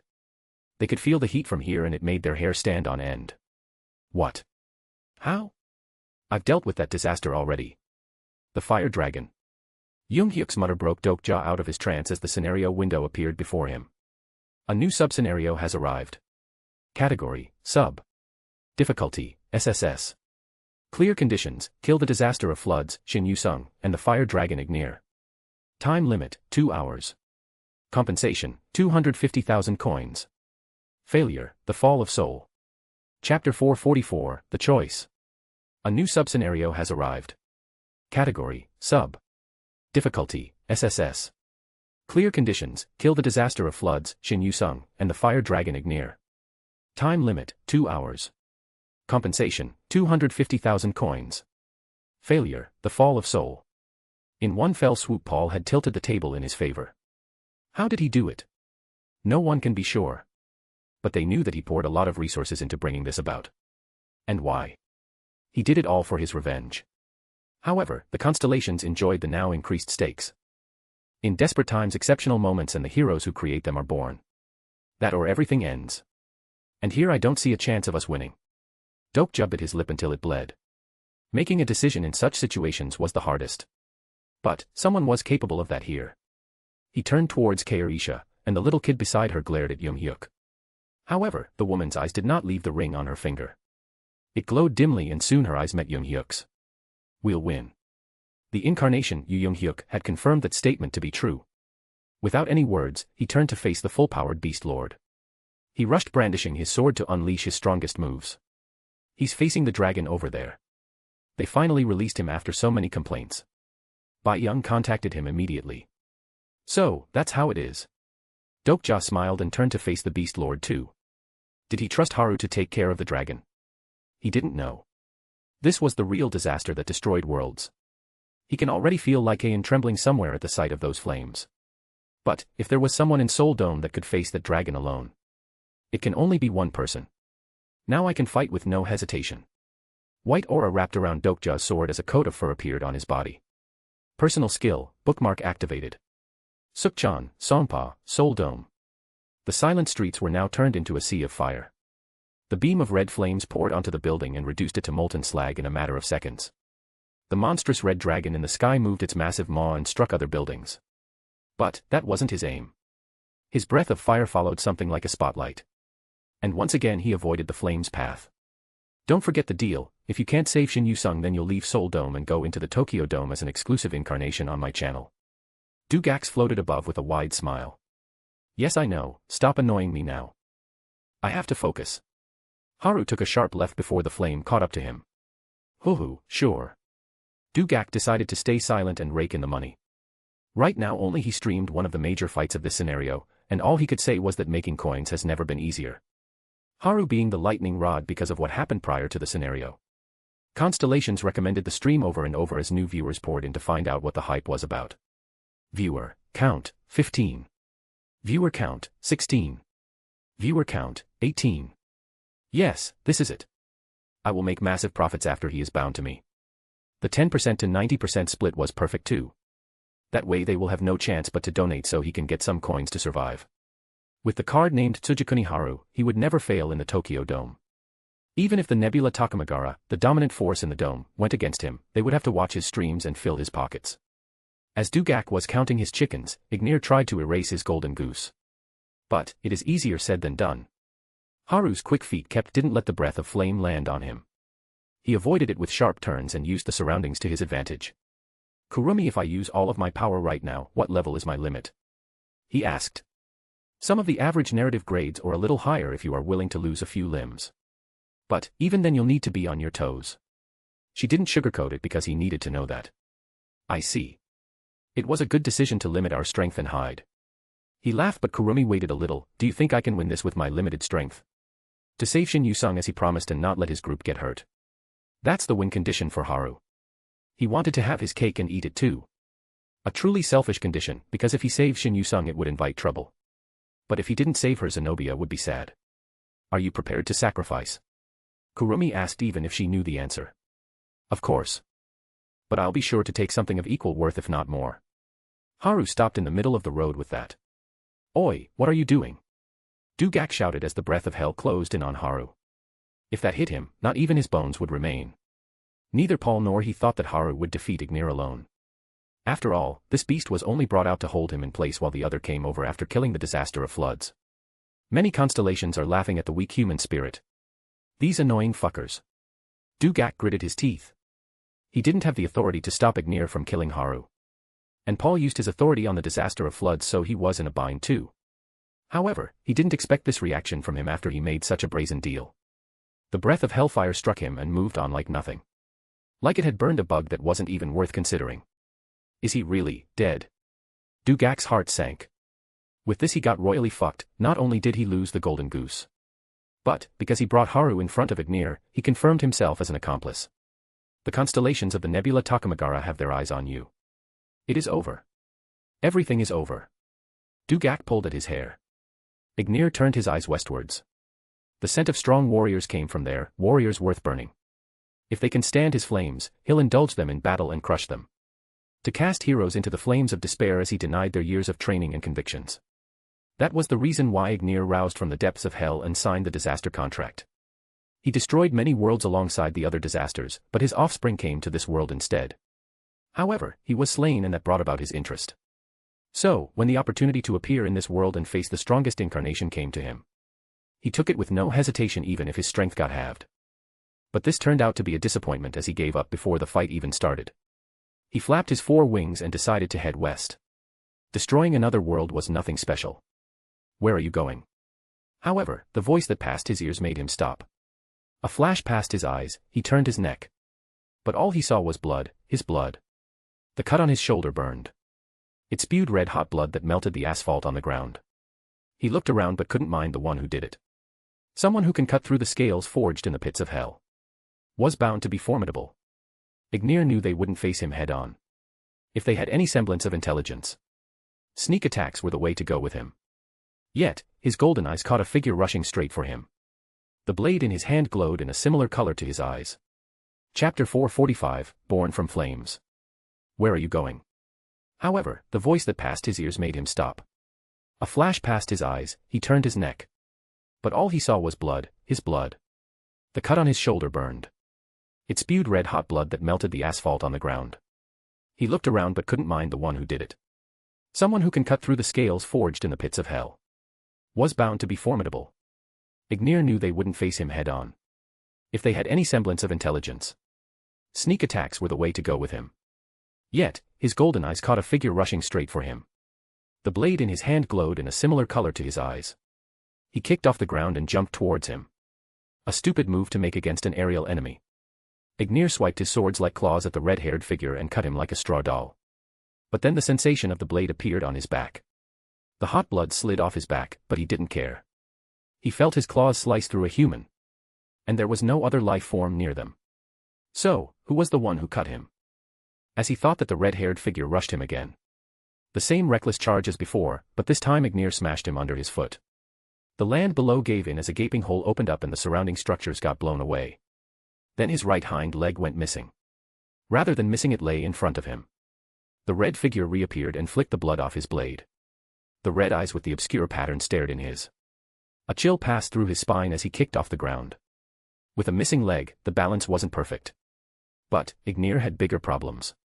Even if he killed him, the figure would reappear and he would bleed. Such a thing hasn't happened in ages, but he couldn't stop it now. This was something similar to an illusion. But, even if he knew, the way to deal with it wasn't plenty. Being caught in the illusion meant he lost half of the battle and got pushed into the reactive phase. However, a reliable method to deal with it did exist and he had the best tools for it. An illusion had its limits. Even if it could control his senses, it couldn't control the output of his attack. The flame dragon Ignir's fable, the bringer of end, has awakened. A pillar of dark red flames engulfed the surroundings. It started from the ground and reached the dome above. Everything in its perimeter got turned into ashes. Has that bastard gone crazy? To use something like this? Dugak rushed back. This is why he protested the use of Ignir, that dragon had many loose screws and cared not for orders. As soon as he appeared in any world he did as he pleased. Even here there was no stopping him after he used that. The destruction of the soul dome was imminent. Should I forcefully transfer him out of here? Dugak's eyes landed on Haru, who watched the pillar from a nearby building. It would be possible if he could sweet-talk a few of his supporters to give him the resources to do that. The constellation, noble child of the sun, is panicking. The constellation, goddess of love and beauty, urges the Dakibi to stop the scenario. The constellation, prisoner of the golden headband, doesn't like the way things are progressing. Some constellations think that the difficulty has gone overboard. Many constellations are happy with the current scenario. Some constellations want the incarnation to jump into the fire. Even with the few mean-spirited bastards in the chat. His plan became a possibility as a few powerful ones showed their distaste for this. However, before he could say a word, Haru jumped into the flame. Dugak's jaw dropped as the chat went silent. None of them expected him to jump in. Even the ones who wanted it to happen didn't see it coming. The terrifying force spread like a hungry beast as Ignir stood in the middle of this pillar. Even if he was in an illusion, this attack would engulf the entire soul dome. No matter where that figure was hiding. He would eventually be reduced to nothing alongside everything. He stands no chance now. The coarse voice came from Ignir's throat. This was his ultimate move, a story he cultivated over the years. One that was born from destruction, and brought destruction alone. Did you really think that these flames can stop me? However, he stood before him unfazed. How can you? The flames that have burned worlds and their mightiest warriors did not affect him. Lukewarm. They didn't even make him sweat. No, it's not that the fire isn't affecting him. It isn't touching him at all. Ignir watched his flames morph around Haru. It gave him space to walk through, it became the floor for him to step on, and it caressed his skin gently. It did everything other than causing harm. This flame that should be under his command, didn't listen to him. Who are you? For the first time, Ignir felt fear. The being in front of him was the natural enemy of anyone who used fire. However, Haru was beyond that. I don't have time to answer your questions. The swing of his sword covered his sight in red. Thrown in darkness, the merciless blade cut into Ignir's body. He bled and bled no matter where he tried to run. His wings got torn and he could feel himself crashing down into the unending abyss. The one time he found a worthy opponent this happened. But even if he fought, what could he do? His flame couldn't do anything to him. His trump card. It was useless, pointless. The fight's outcome was already decided. But how? He wanted to know. He wanted the answer before he died. Why wouldn't the flame under his control hurt him? And as the last act of kindness, he got the answer. How can the flames burn someone that was born from it? The feminine voice rang in his ears. He didn't know the origin of the voice, but despair gripped his heart. It turned out like he had thought. The flames he was so proud of were useless. His limp body crashed onto solid ground as the blade dug into his skull to claim his life. The disaster of flames, Ignir has been slain. Participants, Tsujikuni Haru. Last hit, Tsujikuni Haru. Chapter 446, Update. Hello. As you can see, I am finally alive. God, these past few months have been rough for me. But I won't hound you with details as I have come to put some news out. I've gotten into novel writing. Still, I don't want to stop these after writing them for so long. The only problem is that I do not have that much time anymore. So here is the deal. The only story alongside the novel that I can write is Didn't Ask for This. This is my second FIC in case you haven't read it. The reason is that Daft is much easier to follow up in plot progression and I have most of it plotted out. Slaw on the other hand has many things going on, so I wouldn't be able to keep up while writing a OG novel. And even I do write Daft, it'll at most be a 3K word chapter a week. So, should I go with that or nah? I am really sorry that I am asking this of you. But, writing original fiction has been my goal from the start. Now that I have to do it. That is why, I am sorry for letting you down with this bullshit and making you wait. I swear I'll make it up to you all in the future. Chapter 447, No Words. The disaster of flames, Ignir has been slain. Participants, Tsujikuni Haru. Last hit, Tsujikuni Haru. The battlefield at No Duel fell into silence. The bright panels that flashed before their eyes weren't the cause. Damn, there's another thing added to my bucket list. Namun grinned ear to ear at the sight as Jihai became speechless. Even from the river, they could see that scene. Even Paul watched on with a frown. The pillar of flame in the distance disappeared in silence like its user. He killed it. Dokja became worried when he saw the dragon flying in their direction. Most of them felt that this would be the end. But when the dragon crashed on the island, they understood what happened. Hundreds of cuts marred its massive body, broken scales, missing wings, chopped limbs, and smashed eyes. The fear soon turned into sympathy, but he was soon put out of his misery. After all, he completed his task. He stood atop the corpse. His body stained with sizzling blood and fire surrounded him. Others moved back on instinct as they saw the blood burning through solid ground. But, their worries gathered for the one in the middle of this. His eyes are bleeding. Jung Hyuk noticed that before others, though not surprised. He had fought a disaster of that caliber on his own. But, the battle was not over yet. They still had one more disaster to kill. Sorry for being late, Haru said, glancing at them. And no, it wasn't anything. Taken aback by his dry tone, Hee-won looked around. But, no one tried to diffuse the tense atmosphere. She thought that he'd come back with a smile like always. Not like this. It gave her a bad feeling. Even then she turned her gaze on their goal. Now that you are back, we can save her, no doubt. The trust she had in him didn't die. Now that their leader came back, everything was possible. Yet, he stayed silent. Kukuku, why don't tell them that you can save her? Even with that provocation, Haru maintained his silence. Which made his laughter louder. Paul enjoyed every bit of it. No way. Dokja couldn't believe it either. There shouldn't be an issue with their plan unless he missed something. Fucking hell. Kane cursed as a blow struck her side. What pissed her off more was Paul's mocking behavior. In the end, they'll have to kill the Beast Lord. Even with Haru around, their chances of saving her didn't increase. She understood that much. Kair Isha, do it, Haru said. He took his step forward and deflected the fist that aimed for his head. I understand. She said as the young Yusung clung to her. He made the choice and she moved to support it. Lightning, disperse. At her words, purple lightning covered the Beast Lord. The small anchors on her body that honed the spells before now released all the stored energy into the body. Lightning equivalent to 100 spells ran through her. The Beast Lord's body froze.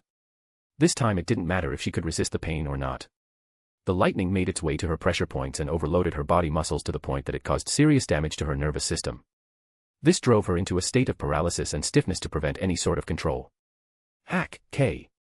She spat out blood as her knees struck the floor. Finally. I can, die.